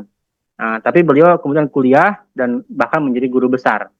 Dan ini membuktikan bahwa sebetulnya larangan dari Ustadz Abdurrahman itu bukan larangan mutlak dalam arti haram secara syar'i ya. Tapi karena memang saat itu kondisinya adalah banyak orang-orang yang lulusan-lulusan pesantren terutama yang kuliah, kemudian setelah kuliah, setelah selesai, mereka tidak mau kembali ke pesantren untuk mengajar. Merasa bahwa dirinya sudah hebat, sudah tinggi gitu, sehingga tidak mau kembali ke pesantren untuk mengajar. Ya itulah yang menjadi alasan kenapa beliau melarang saat itu ya murid-muridnya untuk kuliah. Tapi tentu kondisinya berbeda dengan saat ini. Kalau saat ini justru sebaliknya. Saat ini justru kita harus mendorong sekuat tenaga anak-anak didik kita untuk terus melanjutkan pendidikannya sampai tingkat perkuliahan, tingkat tinggi. Kenapa? Karena memang tantangan hari ini itu memerlukan tokoh-tokoh yang memiliki pengalaman belajar di tingkat pendidikan tinggi. Demikian, Pak Husen. Terima kasih. Baik, syukran. Di kolom chat sudah saya cantumkan tadi ada kemudian dari akhina Ustadz Abdul Hakim, kemudian dari Gema Insani Press ini kirimkan cover foto yang tadi yang cover buku yang disampaikan oleh Ustadz Dwi. Oh ya. Tentang Ustadz Adian ya, Pemikiran dan Perjuangan M. Natsir dan Hamka dalam Pendidikan ya, itu judulnya ya. Itu oleh Ustadz Adian dan Ustadz Bambang Galis Setiawan itu dari ini. Nah, ini ada tadi tambahan. Ya, ada tambahan komentar tadi Ustadz dari Ustadz Adam tadi menanggapi jawaban Ustadz. Seperti yang disampaikan tadi kan Laksana Pak Natsir muda ya saat itu ya. Beliau untuk menjadi tokoh besar dan jadi teladan, beliau juga banyak dipengaruhi kan. Artinya belajar atau teladan dari para mentornya saat muda seperti Ustadz Hasan tadi, kayak Gus Salim dan Syekh Surkati gitu ya. Itu gimana? Ya betul Pak. Bagaimana yang tadi saya sudah bahas, memang salah satu kunci keberhasilan Pak Natsir dalam pendidikan adalah karena beliau menjalankan mulazamah tadi, menjalankan proses pendidikan tingkat tinggi secara non formal, yakni langsung bertemu dengan para tokoh, belajar kepada mereka, ya, tidak hanya belajar ilmu, tapi juga belajar pengalaman, belajar adab. Di dalam bahasa ulama-ulama kita belajar adab. Jadi mulazamah itu sesungguhnya adalah belajar ilmu dan belajar adab. Nah, yang penting sebetulnya adalah belajar adabnya ini. Nah, ini yang mungkin hari ini masih agak kurang diperhatikan oleh lembaga pendidikan kita, bagaimana mengajarkan adab kepada murid-muridnya. Pak Natsir itu mendapatkan pelajaran adab yang luar biasa lewat mulazamah bersama guru-gurunya tadi. Demikian Pak Husen. Terima kasih jazakallahu khairan buat semuanya, dan jangan lupa untuk pekan depan kita akan bertemu kembali di sesi yang ke-16. Insya Allah nanti undangannya menyusul seperti biasa di lewat grup maupun lewat saluran informasi lainnya. Dari kami Al-Fakir mohon undur diri. Mudah-mudahan bermanfaat. Bila itu, wassalamualaikum warahmatullahi wabarakatuh.